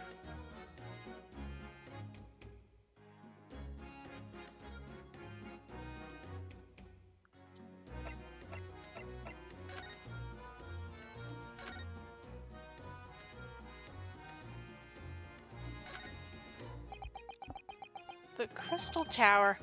Certainly an apt name. It's built to be the focal point of the exhibition. Definitely is, being so tall and with all that glass. I can't imagine a building like this ever being erected in Japan. There are lots of exhibits inside the tower as well, apparently. Of course, there's an observation deck, but there's also an art gallery, a zoo, and a museum. But I heard you have to queue for 3 hours just to get through the doors. Well, at the moment, the shattered glass from the failed experiment may well be the biggest draw. And thanks to that accident, the whole tower's shut. Suddenly, it's not the Crystal Tower anymore, but the Crystal Glass Shower. Apparently, everyone's taking to the skies now to look down on the disaster area from above instead. But there's a 3-hour queue to go up in a balloon now. Because of course there is. Londoners must be very patient people.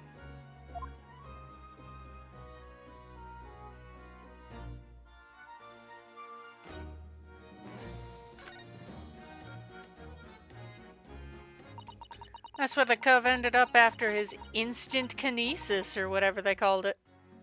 Dead, of course. And yet they're calling the experiment a success. What's the wooden scaffold there for? Coppers, our lads, set that up after the incident happened. Get the body down, I think. Don't know, really. Didn't you help to erect the scaffold, then? Nah, lookout duty's more my thing. Wandering around the exhibition and keeping a lookout for the fun stuff?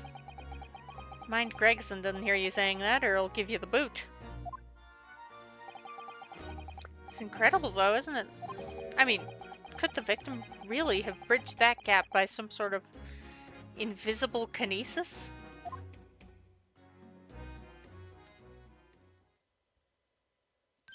Runo, listen!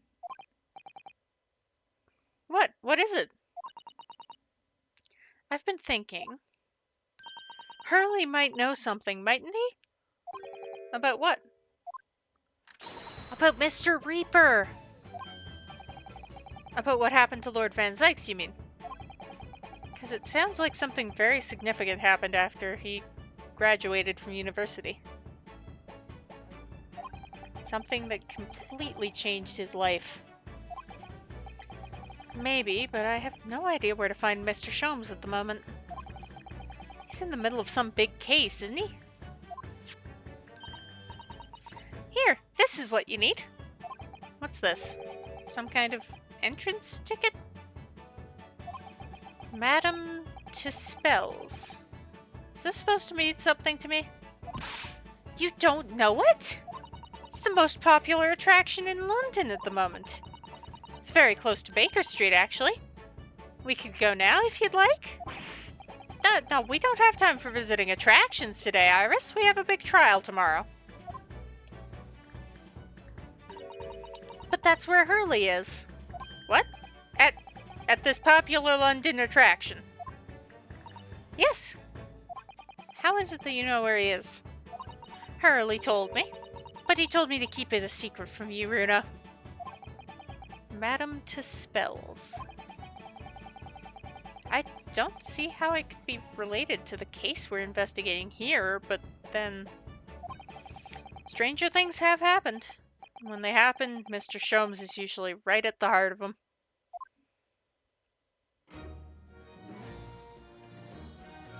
I suppose let's go to Madame to Spells.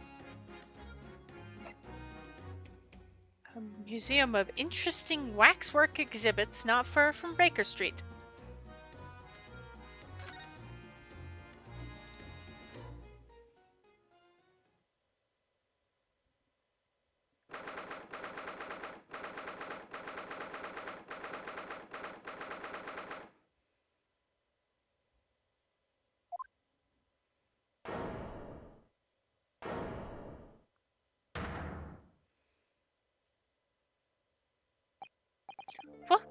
What is this place?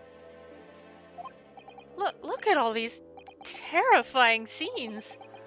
But why are all the people so still? Guillotines, ruthless murderers.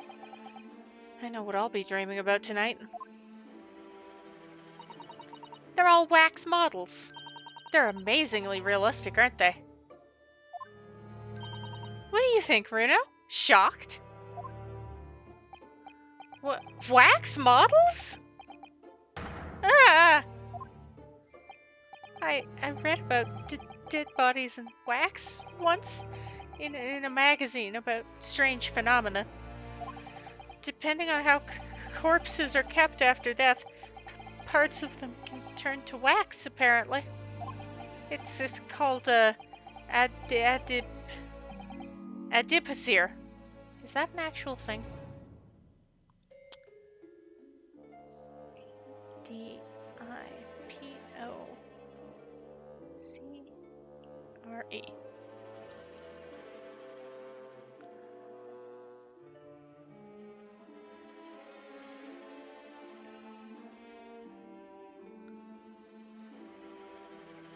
Also known as corpse wax, grave wax, or mortuary wax. That's fun.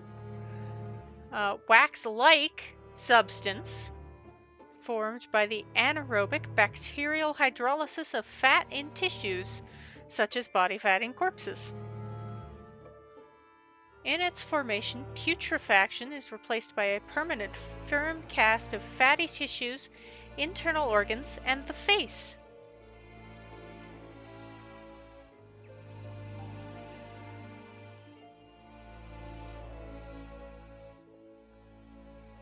So it's not actually wax, it's wax-like. And it's just basically the body fats of, well, the body.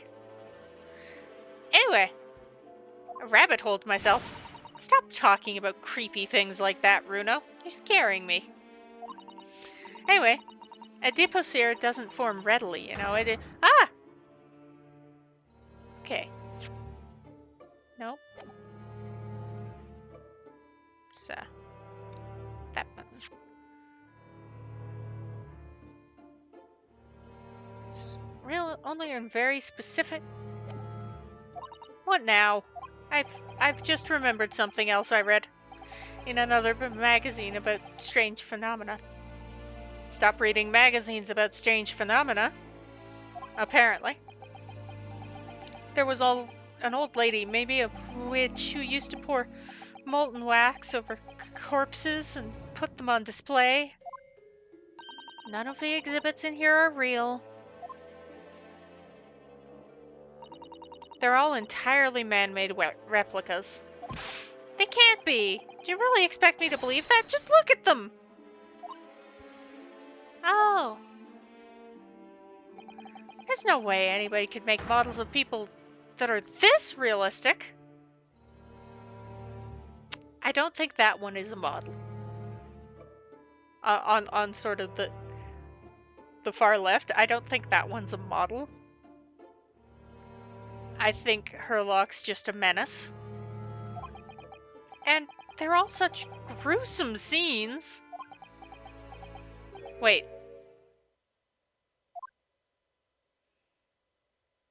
What is it?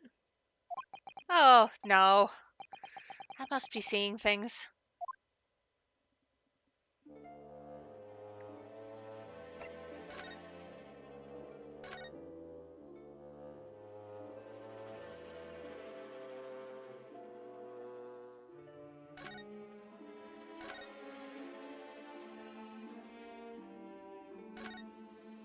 Oh, that's a funny place for a little ladder. What is it? Is something wrong? No, it's just that in Japanese we have a totally different word for a ladder that folds in half like that. We do in English too, you know. It's a step ladder. Or just steps. So, be careful of making assumptions about other cultures, Runo. That's how wars are started. I didn't realize stepladders were an international point of contention. but the writer makes an astute point.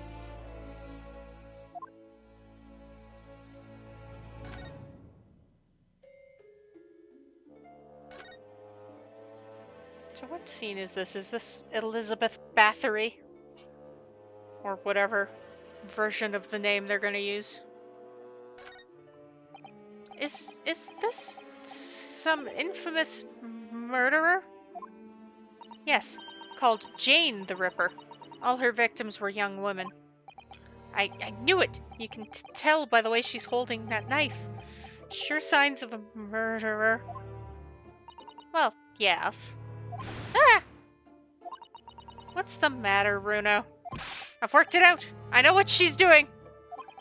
She's trying to fill that bathtub with blood so she can have soak in her victim's gore. Not according to the information about the exhibit on that little board here. It doesn't mention anything about the bathtub. Really? Sorry, I don't think it's significant. I still think it has to be there for a reason. So that is Jane the Ripper and not Elizabeth Bathory. I had a good reason for thinking that. I promise. So is that a dead guy? Is this an arm? Looks like an arm, doesn't it? Don't worry, it's armless. Maybe one of the waxwork models has fallen over. You don't think it could be the work of one of the mass murderers in here, do you? Bruno, stop scaring me. Is it a wax arm or a real one? Come on, you're always pointing that finger of yours in court. Poke that arm now and see how it feels. Objection! I'm not touching no arms. Big heavy curtain is in a very prominent position, isn't it? I have a nasty feeling there's going to be something truly terrifying behind it. Oh yes, that's the famous Tispel's Special exhibit. Depicts one of England's most notorious killers. Do you want to pay the extra fee and have a look? Pay more money? To be even more terrified? Oh, let me think about that for a moment. It's only a suggestion.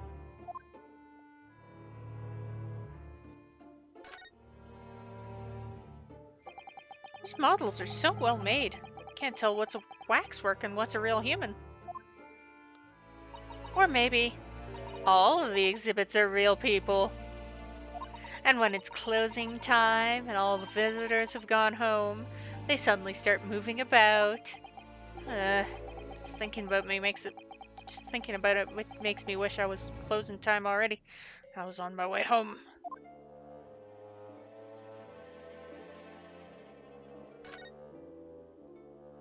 Yeah, because that looks like the one guy from the one case who was like asleep 80% of the time, and then his wife like, do you know what I mean?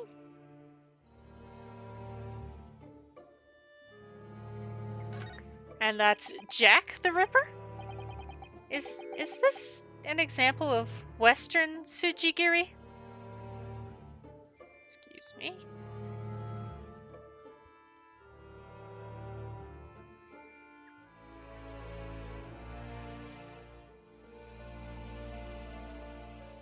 Ah!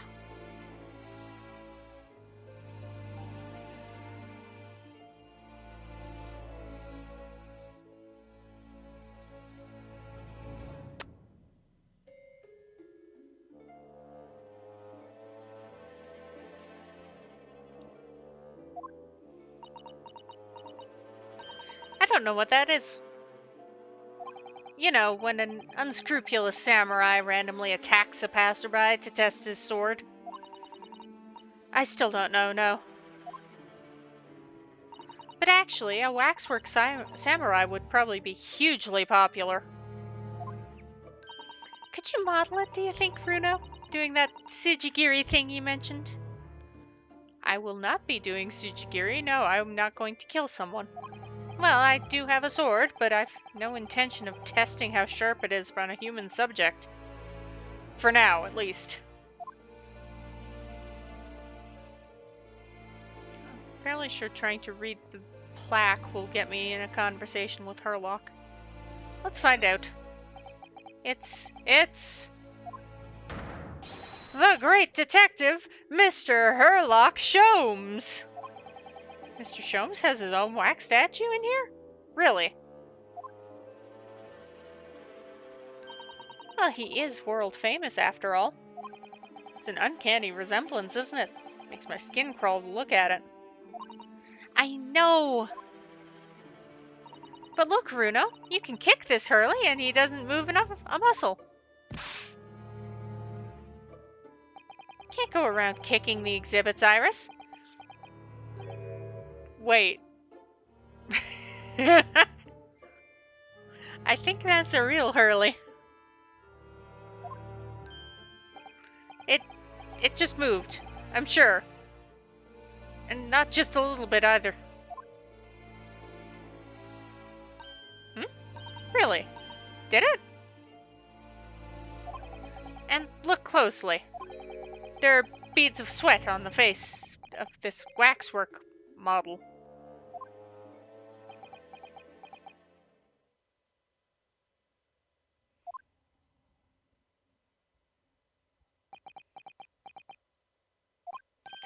Shall we move on, Iris?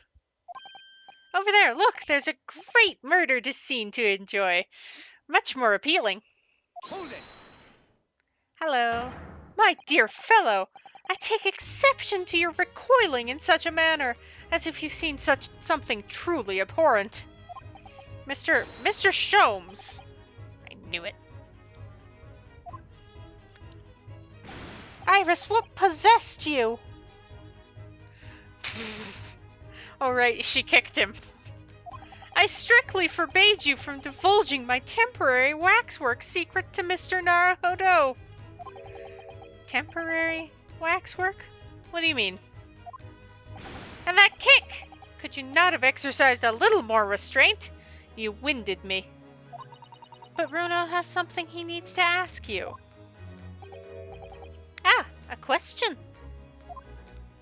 And I thought you'd probably be getting bored, too. So here we are.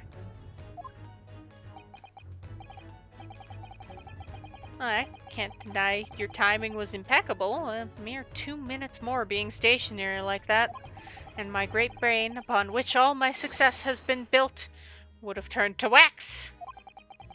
Thank goodness we arrived in time. Indeed, in many ways, the pair of you just saved the world from an unimaginable loss.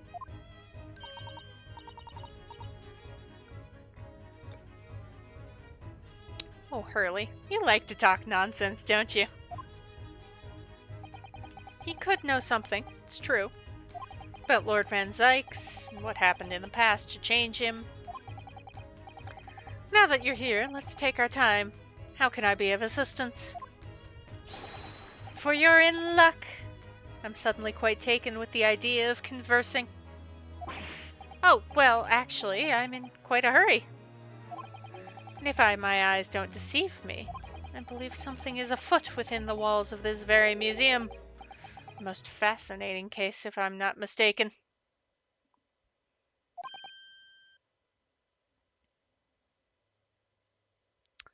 Really? Moreover, I have a strong suspicion that it is related to the matter about which you've come to me now. But how could it be? We shall speak again presently, my dear fellow, but for now I must return to my work.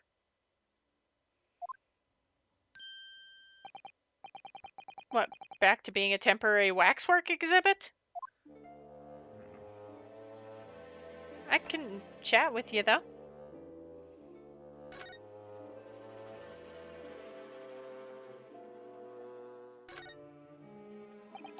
What is this place?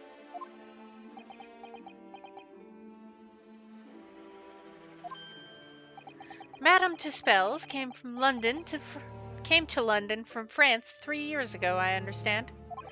Since she opened this little waxwork museum last year, it's enjoyed a great popularity in London. There are museums like this in Japan, too, but these displays are something else.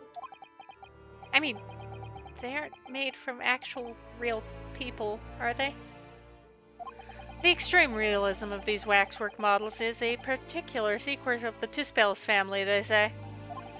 They earned renown during the French Revolution for waxworks of victims of the guillotine. Excuse me, Buttons. Ugh, that sounds grim. The gruesome scenes were portrayed with such realism in the expressions of the faces of the condemned. Apparently, the sculptors would make the models directly from the corpses, right there at the site of the executions. That really turns my stomach. That's just one of several legends about the Tispels family. Whether there's any truth in it, I couldn't say. But anyway, this museum houses models of famous people from all over the globe. Nevertheless, the most popular area of the museum by quite some margin is this House of Horrors. House of Horrors? Of course, visitor numbers are dwindling now as a result of the Great Exhibition. But people usually flock here to see the exhibits of some of London's most vile criminals at their gruesome work. Naturally, most of the miscreants portrayed here were sent to the gallows, so they're even stiffer now than the models of them. Have you heard of poor taste? My dear fellow, the public live for poor taste. They yearn to be shocked. So, the hideous exhibits in here are... they're all portrayals of real events that actually took place. It's just me, or did the temperature in here just seem to drop? Anyway, I advise you not to think too deeply about what you see here. Oh, he's back to being a waxwork, is he?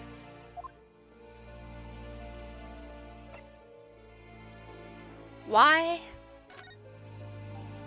What do you mean by a temporary waxwork, Mr. Sholmes? Exactly what you see. I'm part of the exhibits here, catching these criminals in the act. Catching them? Every half an hour, I home in on a different killer in one of the displays and adopt a new pose to ensnare him. When members of the public come for a closer look, I offer them my hand to shake. For a shilling, I'll happily allow them to take a photograph with us. So, living statue. Us? Does he mean him and the waxwork murderers in here? But why, Mr. Sholmes? My dear fellow, isn't it obvious? For the money. He really roared at me there. Very fitting for the House of Horrors. As it stands, I may struggle to pay me this month's rent. And I have the ravenous Iris to consider. Oh, Hurley, I'm so hungry. If push comes to shove, I shall have to ask you to do your bit, Mr. Naruhodo. What's he threatening to rope me into now? So, with that in mind, how about a photograph? It's a special treat. You may have your pick of the murderers and scoundrels in here. The choice is yours. Maybe some other time. Huh. Remember, Mr. Naruhodo, ignore me at your peril. Back to being a waxwork again. Is it just me, or does his final remark there sound a lot like a curse?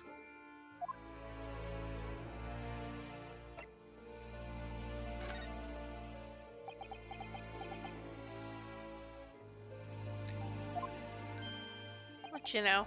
Well, what is it you'd like to ask me then? Actually, it's about Lord Van Zykes.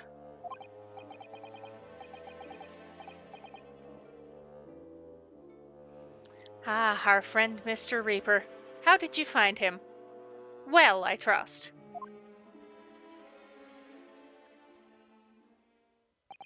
And so I filled Mr. Sholmes in about everything I'd learnt. About Lord Van Zykes, about Professor Harebrain, and about the strange coincidence that they had been in university together.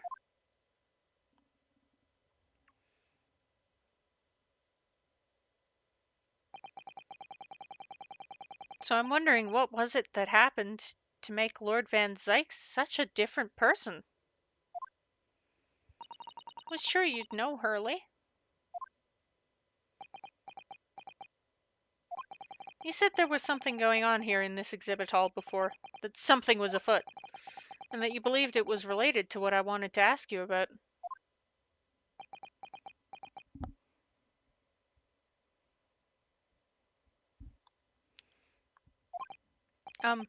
Mr. Sholmes?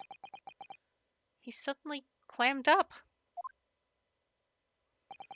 Well, it seems we've reached the unavoidable. Greetings. Oh, hello. Where did she appear from? And what's she wearing? Could she look any more mysterious? I hope you are appreciating my museum.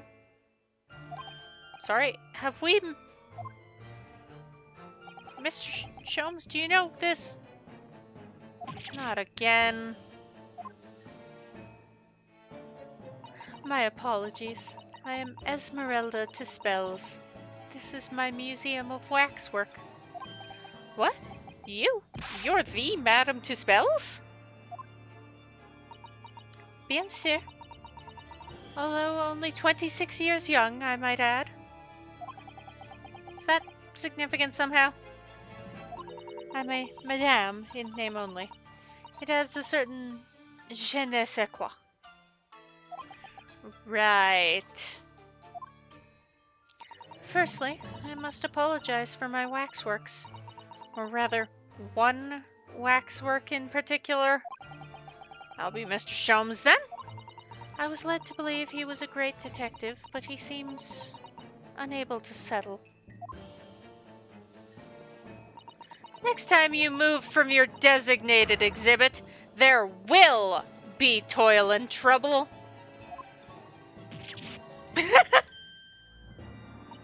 She sounds deadly serious.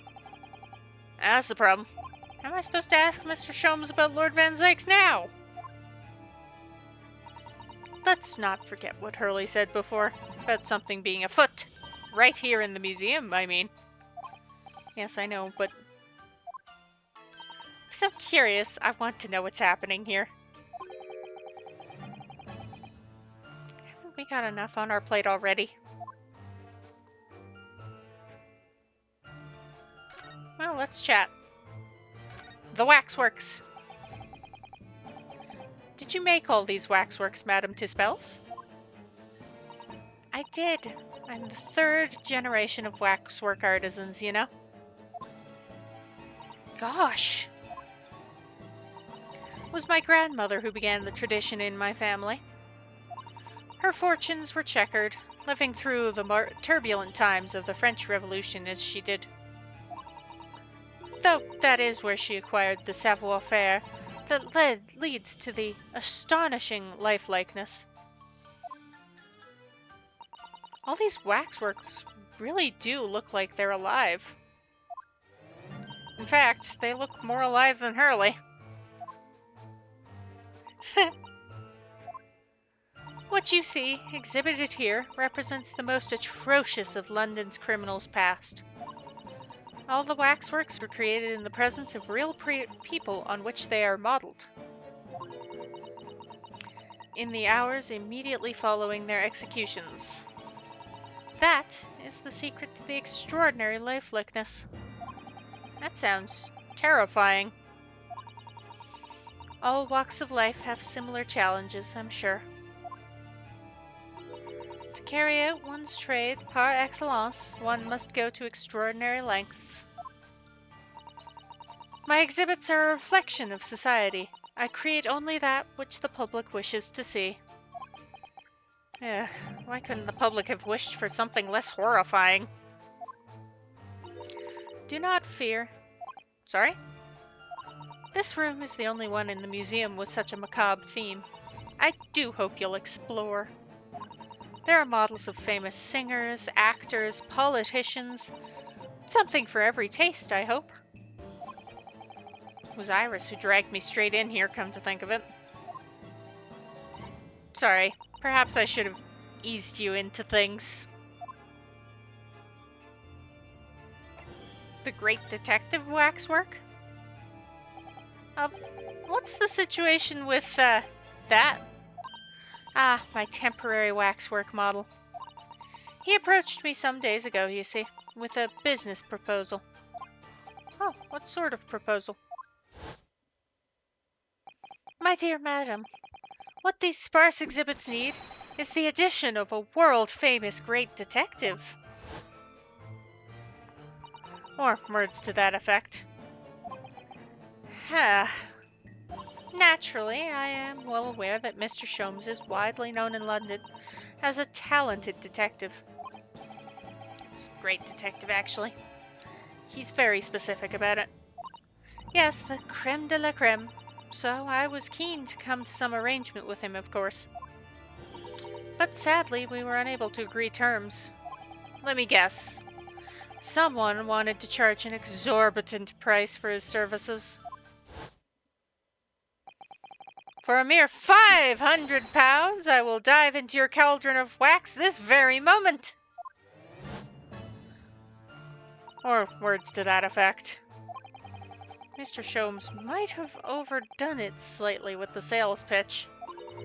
Regrettably, the museum has a shortage of funds at the moment due to unforeseen circumstances. So we came to the current arrangement instead. Surely he doesn't really need to do what he's doing, though, does he? I would think not, but he was very insistent. I have a 50-shilling problem that must be resolved by the morning. Or words to that effect. It's the pawnbroker, that's what it is. Must have something to redeem. The consulting detective work not going so well. Something's afoot.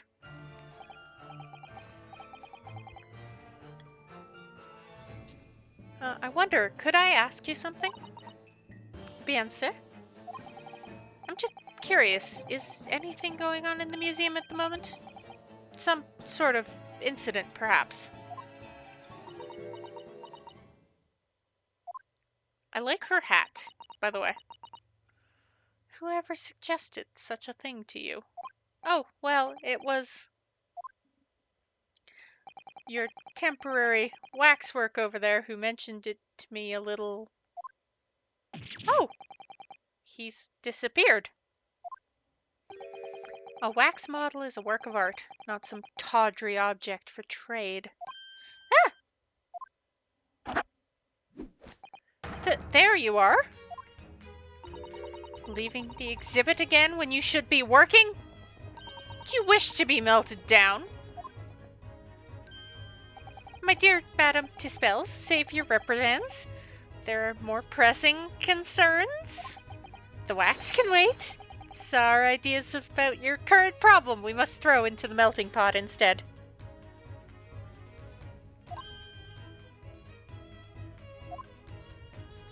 Personally, I would advise you to not involve the police. Why, ever not? She's turned as white as a sheet. Because you have at your disposal a great detective whose services you may employ for a mere 50 shillings. Though, please be aware that I prefer, no, I insist upon payment in advance.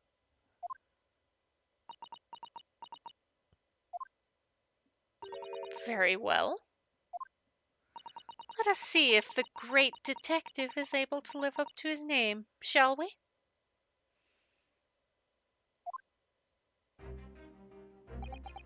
Before I engage my analytical processes, I must ask you to clarify something. What, pray, is behind the curtain? That is the Spell's special exhibit. There is an extra charge to see it. Ah, the special exhibit in the House of Horrors. It must depict a special killer, then, I presume. Would you be so kind as to draw back the curtain, I wonder? Ah! Absolument not! There is nothing amiss behind there. Nothing amiss, madam? What about the arm protruding ominously from under the curtain? Ah! I strongly encourage you to allow me to see what lies beyond before the situation worsens.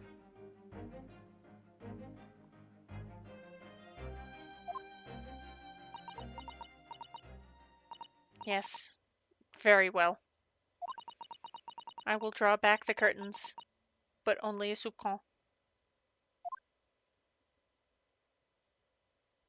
I probably pronounced that wrong. I was probably pretty close, though. Ooh, spooky. I must confess I peeked behind the curtain earlier. The To Spell's special exhibit is a very bleak graveyard scene indeed. And yet, somewhat surprisingly, the waxwork killer one would expect is nowhere to be seen. What does strike one, however, is the portly gentleman lying peacefully on his back on the floor.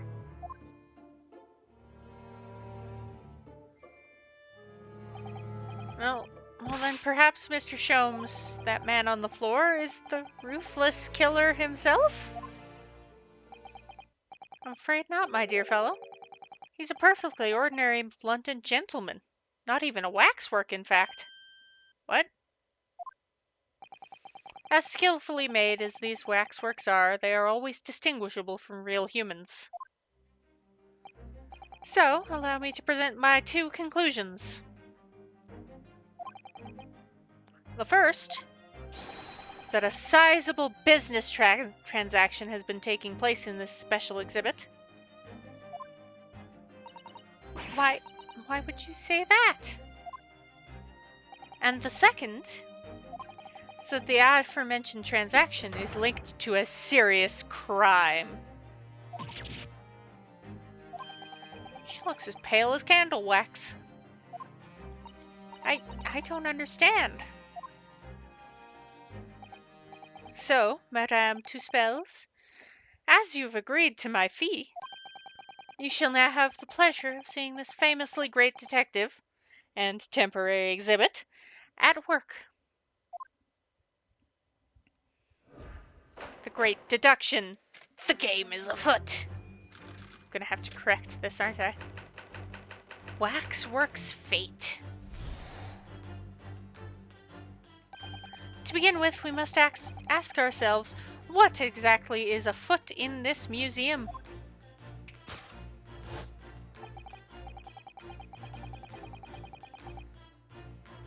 The answer is revealed by the bundle of banknotes protruding so helpfully from your bag.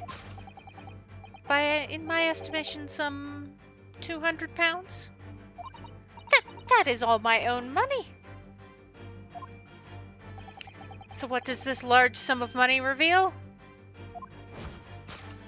Ah, not as much as the involuntary glance you cast, if it would seem, Madame Tuspels. Yes, the answer lies where your eyes now fall. The significance of the £200 is revealed by that public notice.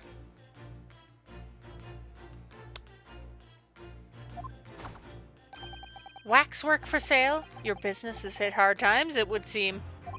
In short, you sold the infamous killer the centerpiece of your special exhibit for the sum of £200. None! Now, let us explore the next curiosity with which we are presented. Who is the portly gentleman stretched out so peacefully on the floor?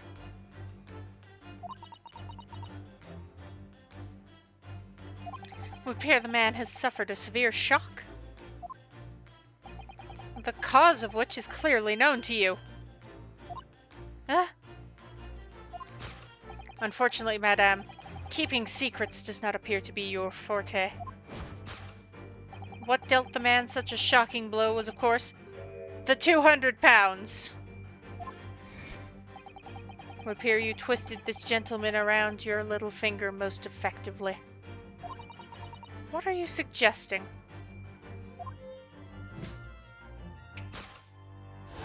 He rashly agreed to purchase the waxwork for the sum of 200 pounds.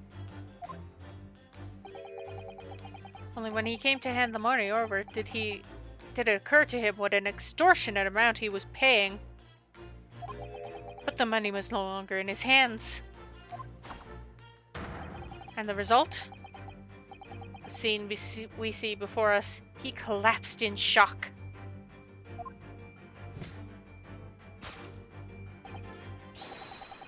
The killer in this exhibit fetched a killer price. We can only pray that the gentleman's dreams are not plagued with regret. I have a feeling this is not accurate. Topic 2. Location. Question that arises then is what has become of the waxwork that changed hands? Let us consider that problem for a moment. You cannot possibly.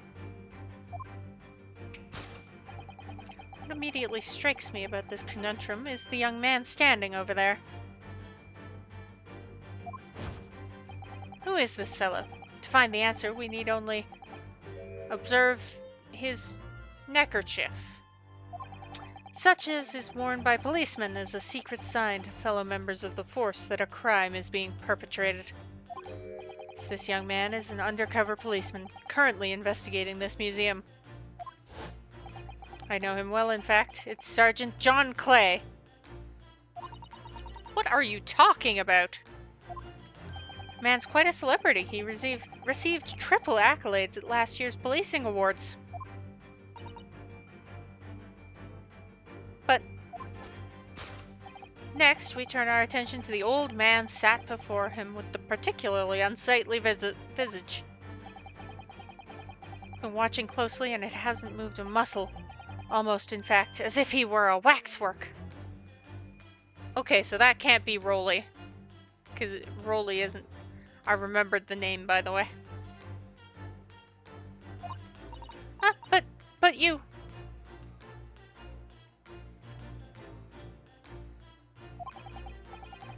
Your reaction only confirms my suspicions, madam. I noticed it at once, of course. Observe! The telltale sign that instantly proves whether or not this old man is a waxwork is the obvious price tag. Threepence? A tragically low price, you might say. Though perhaps a going rate for aging waxworks riddled with cracks. Yet you sold it to the portly gentleman for an exorbitant 200 pounds! Sort of plucky behavior, sir, to attract the attention of Scotland Yard. Isn't that so, madam? I do not...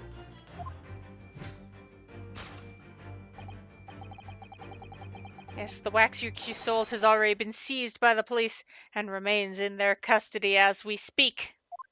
The old man must be reunited with his grave in the special exhibit, and not a moment too soon.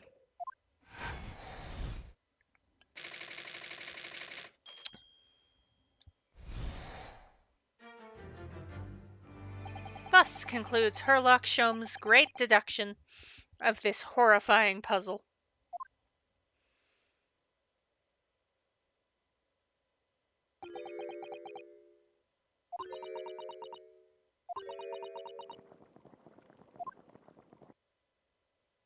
I see I've stunned you all into silence.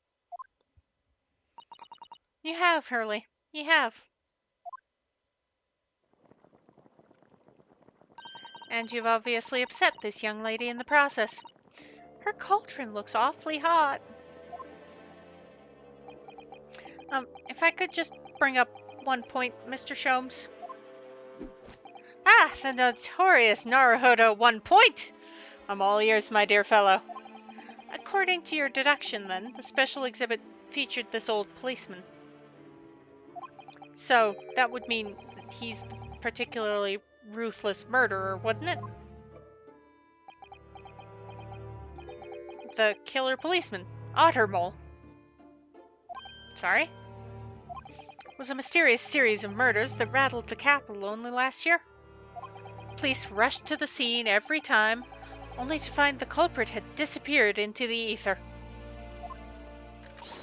And it turned out the culprit was a policeman himself, a senior officer by the name of Ottermole. So you mean that's who the sinister-looking old man there is supposed to be? Indeed, it is a particularly grim face, is it not? Unforgettable, in fact.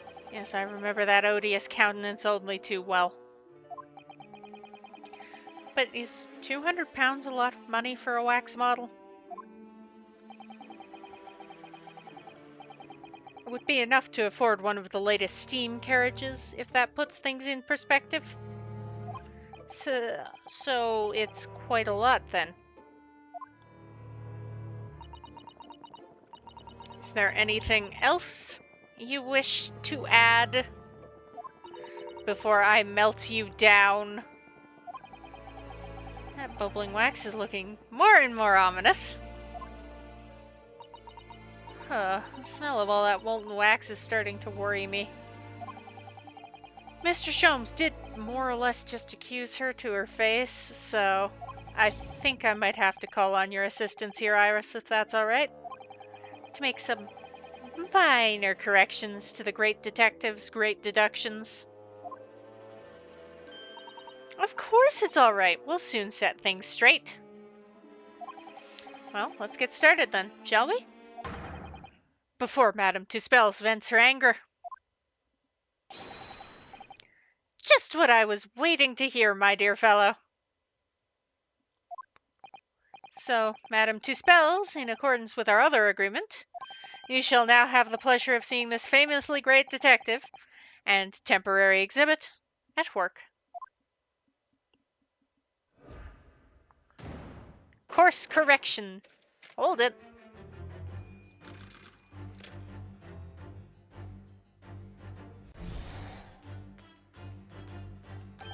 To begin with, we must ask ourselves what exactly is afoot here in this museum.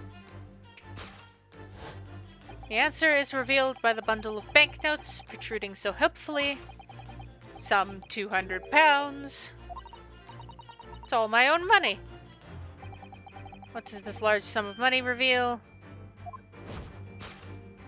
Not as much as the involuntary glance. The answer lies where your eyes now fall. Significance is revealed by that public notice. No. She definitely looked this direction, it's true. But I'm not sure she'd sell any of her waxworks, even for £200. Oh? She must pour her heart and soul into making them, don't you think? Over and above the wax. If it were me, I wouldn't sell them for anything. For that much money, I would. And it sounds like that makes me a bad person. Well, anyway. Wonder if the £200 could have some other significance. Let's follow that furtive glance again and see if there's anything else that could explain it.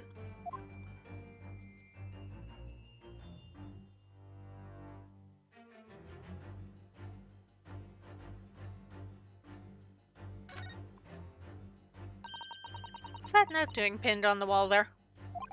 Yeah, let's see. Dear Madame Tuspels, we've taken the prisoner from this room. The price for his safe return is £200. Have the money ready by noon on the 23rd of October. What? This is... It's just like the sort of thing that's left behind when someone's kidnapped. Yeah, it's a ransom note. Exactly.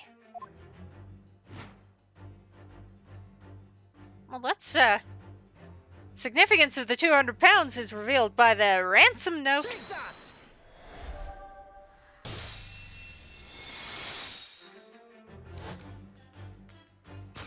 The significance of the 200 pounds is revealed by that ransom note.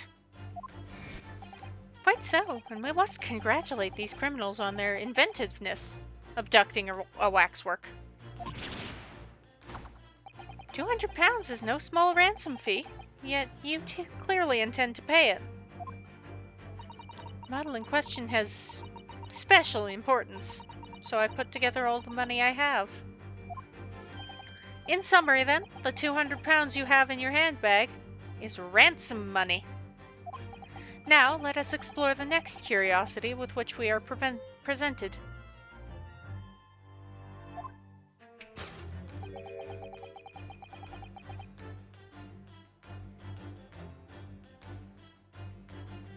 Who is the portly gentleman stretched out so peacefully on the floor?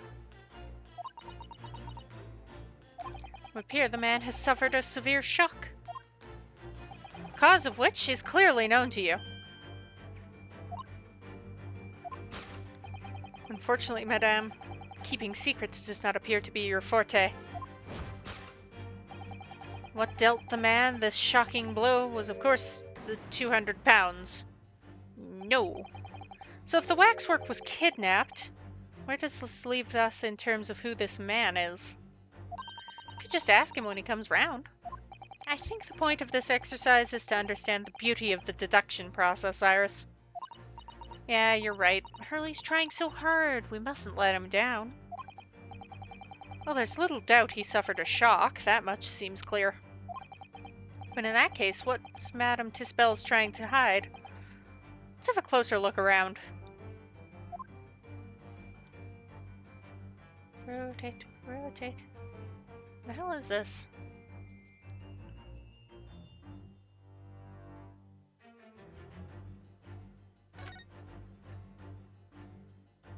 This is just Madame Tispel's right hand, isn't it? Yeah, it must be. I can clearly see her left hand, after all. But wait a minute. This is a left hand as well, look! Don't say such creepy things, Iris, please. And it seems very stiff, too. In fact, it's really hard. You mean... it's made of wax?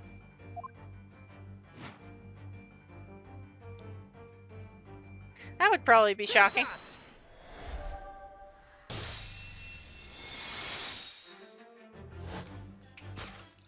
What dealt the man such a shocking blow was, of course, the waxwork hand.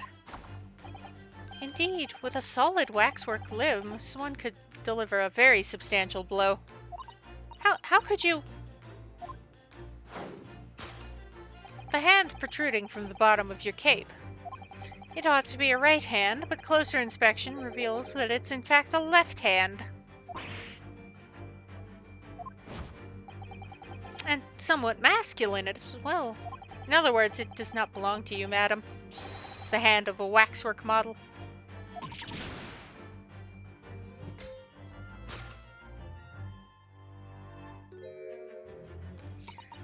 Some of the visitors to my museum can be troublesome.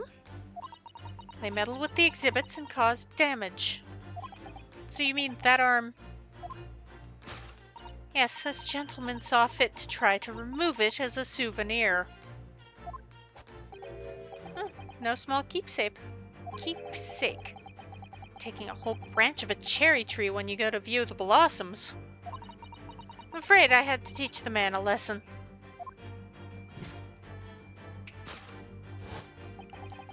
You confronted the man and tried to take the arm back.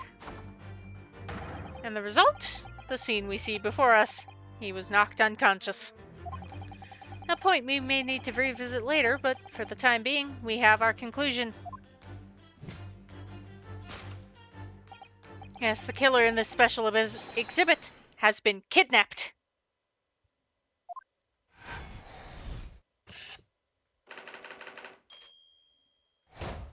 Gasp! And obviously, the waxwork hasn't been discovered already. Consider the problem for a moment. You cannot possibly...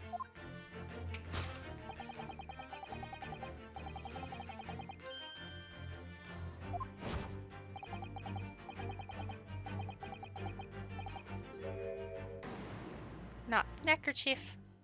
According to Mr. Sholmes, the yellow neckerchief is a sign to other policemen that some crime is underway. Way of communicating with his colleagues without revealing his identity, yes.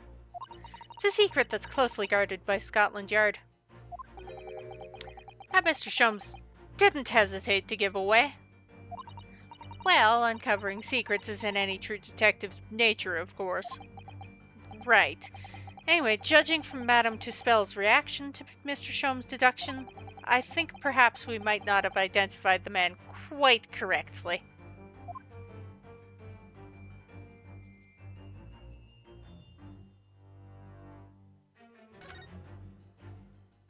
What the? Man has a stub sticking out of his shoulder where his arm should be. Yeah, well that settles it then. Right, this isn't a real person at all. His entire arm's been ripped off, shoulder down.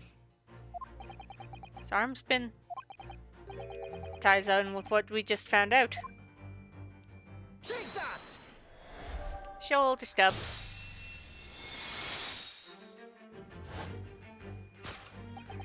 Who's this fellow? To find the answer, we need only observe his shoulder stub. No such boneless human walks this earth. Of that I can assure you. In other words, the man standing here, the young Sergeant John Clay, is in fact, defying all odds, a waxwork model. Seem to remember it was you who concluded he was a real person in the first place, Mr. Sholmes. He has become quite a celebrity in London, being the winner of no less than 3 policing awards last year. I simply had to make a model of the man. Naturally! What other explanation could there be? It was this detective's arm that was pulled off by the man on the floor in the special exhibit, wasn't it? Next, we turn our attention to the old man sat before him with the particularly unsightly visage. I've been watching closely and he hasn't moved a muscle. Almost, in fact, as if he were a waxwork. Ah, but you... Your reaction only confirms my suspicions. Noticed it once. Observe! The price tag. Whoa. No. Not the price tag.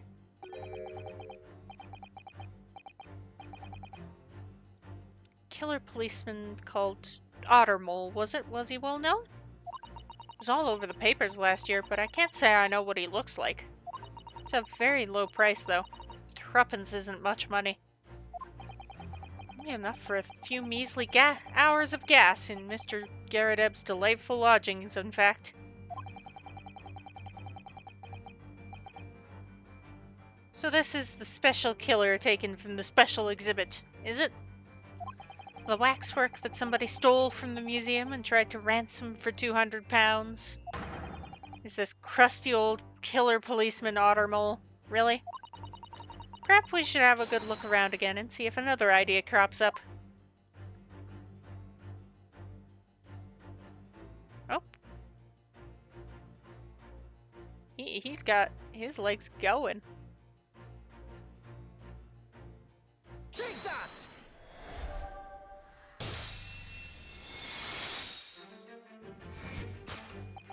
Telltale sign that instantly proves whether he's a waxwork is the twitch. Even the most realistic waxworks do not exhibit a twitch. In other words, this splendid old man is in fact a genuine member of Scotland Yard. Slight shift in your choice of adjectives, then. There you have it. Well, Madam Tispels? Splendid old man.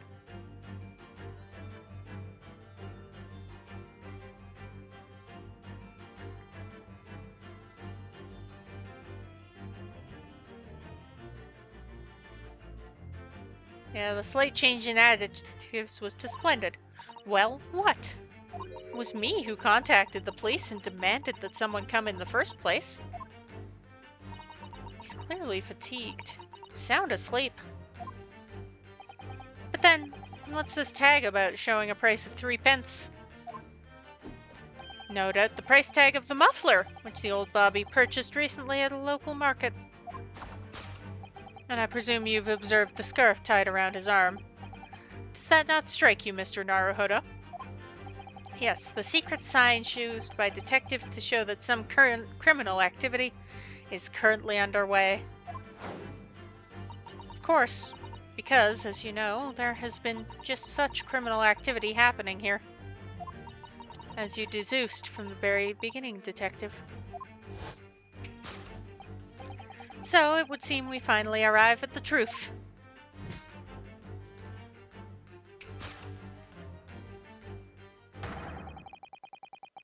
The waxwork of the especially ruthless killer from the special exhibit has been kidnapped. And Scotland Yard are already investigating.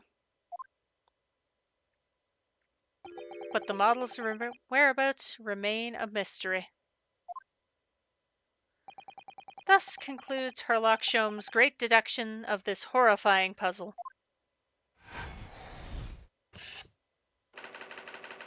Still a mystery.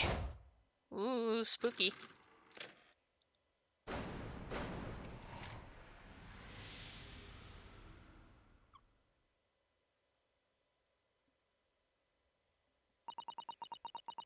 All sorts of people visit my museum here. Men and women, young and old. Sometimes they drop in just for a short time on their way back from the pub. I welcome them all. But if anyone tries to damage my exhibits, I do not take it lightly. Anyway.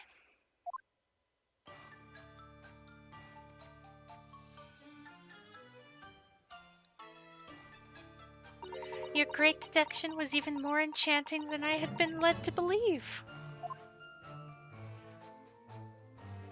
Especially after it was corrected, huh? It was a pleasure, my dear madam. I'm gratified that you enjoyed the spectacle. And as for your rough customer, I've no doubt he'll regain consciousness shortly and return home. What concerns me more is the waxwork from the special display, if it was indeed genuinely abducted.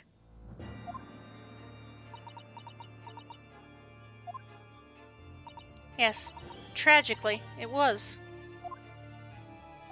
Then I would ask you to recount to us the events surrounding the stolen waxwork. In as much detail as possible, if you please. Very well. But after I've told you what I know, I must insist that you return to your work.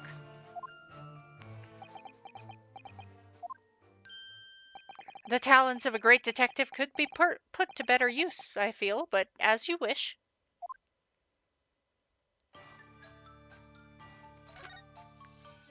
The stolen waxwork. Tell us more about the stolen waxwork, please.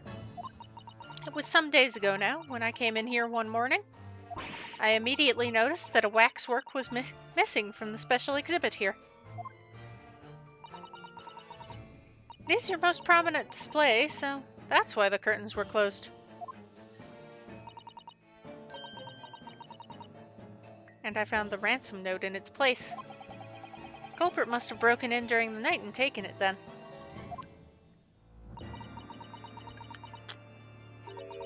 So this waxwork that was stolen, it was a model of some horrible criminal, I suppose.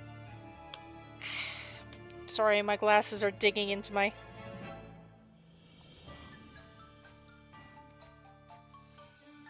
There we go. Alright, we're good.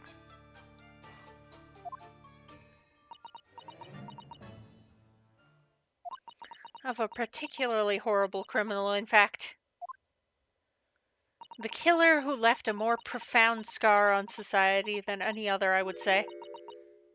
The Professor. Not a name I've heard of. So, Mr. Naruhodo, it seems the circle is complete. Sorry? The Professor case happened at around the time I was born, didn't it? Indeed it did, Iris. 10 years ago, a series of murders that rocked the capital. 10 years ago? Yes, at exactly the time that Barak van Zykes graduated from university, in fact. Surely he's not saying. So the big event that changed Mr. Reaper's life...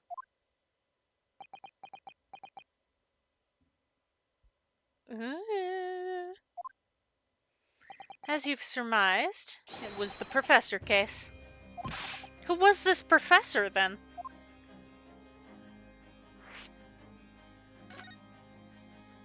It was a series of gruesome murders that had all London gripped in a terror a decade ago. After 5 victims were killed, the man was arrested and put to death. And now he's immortalized here in wax for all Londoners to admire and enjoy. Though, of course, he happens to be absent at present on account of the abduction. But I don't understand. How is all this related to Lord Van Zykes? You must first understand, my dear fellow, why it is that the Professor earned such infamy. It was due to the victims he chose, some of Whitehall's finest. What do you mean, Hurley? Those murdered by the Professor were some of the highest members of the British aristocracy. That felt wrong. Members of the nobility, even royalty, sent shockwaves through the country's administration. Members of the... Oh, wait, of course! What Professor Harebrain said. Lord Van Zykes is from a family with noble blood. Oh, gosh. It was the 5th victim that led to the Professor's arrest. The last of the killer's prey was a young noble by the name of Clint Van Zykes. No, I don't believe it. Van Zykes? I'm sure you can piece together the rest for yourself.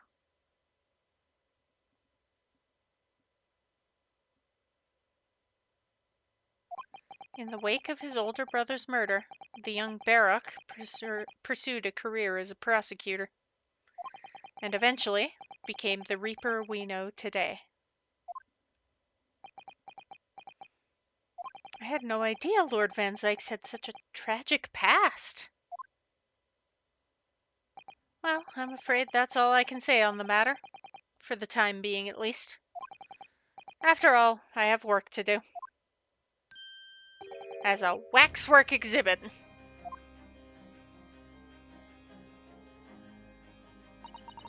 I'm afraid I shall have to excuse myself as well. Oh, yes, of course. It's been a pleasure. Thank you. Bye.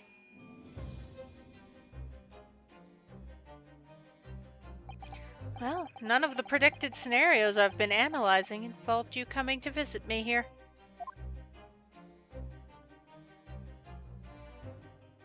It's been too long. It really has. I'm delighted to see you, Barak. It's been 10 years, and here we are, meeting in a prison of all places. I can't forgive myself for what happened to Mr. Asman. I just can't. I still can't believe it could happen. Tomorrow, the court will decide. Yes. I have a young Eastern man acting for my defense. He seems reliable enough, though. It was an accident. A terrible accident. He assures me he can prove it. I must warn you. Oh, I know. I've heard already. You're going to be prosecuting, aren't you? Yes. Since I returned to England, I've heard lots of stories. Barrack, are you really... What? Never mind. I know you have my best interests at heart. My friend is on trial. I wouldn't entrust it to anybody else. Of course, I fully understand. Thank you, Barrack. Until tomorrow, then. I'll see you in court.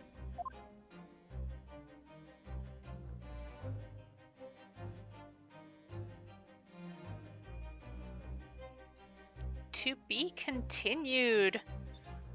What a marvelous place to leave off for today.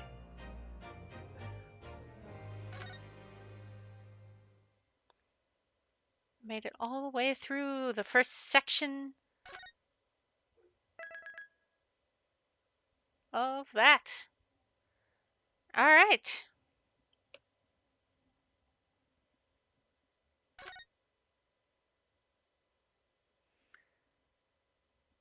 Now, on Friday, I do in fact have a plan. And it is not starting the trial. Terribly sorry if anyone wants that to happen. We'll save that for Monday. Monday, the trial. However, Friday. How about Pokemon Legends? See everybody then?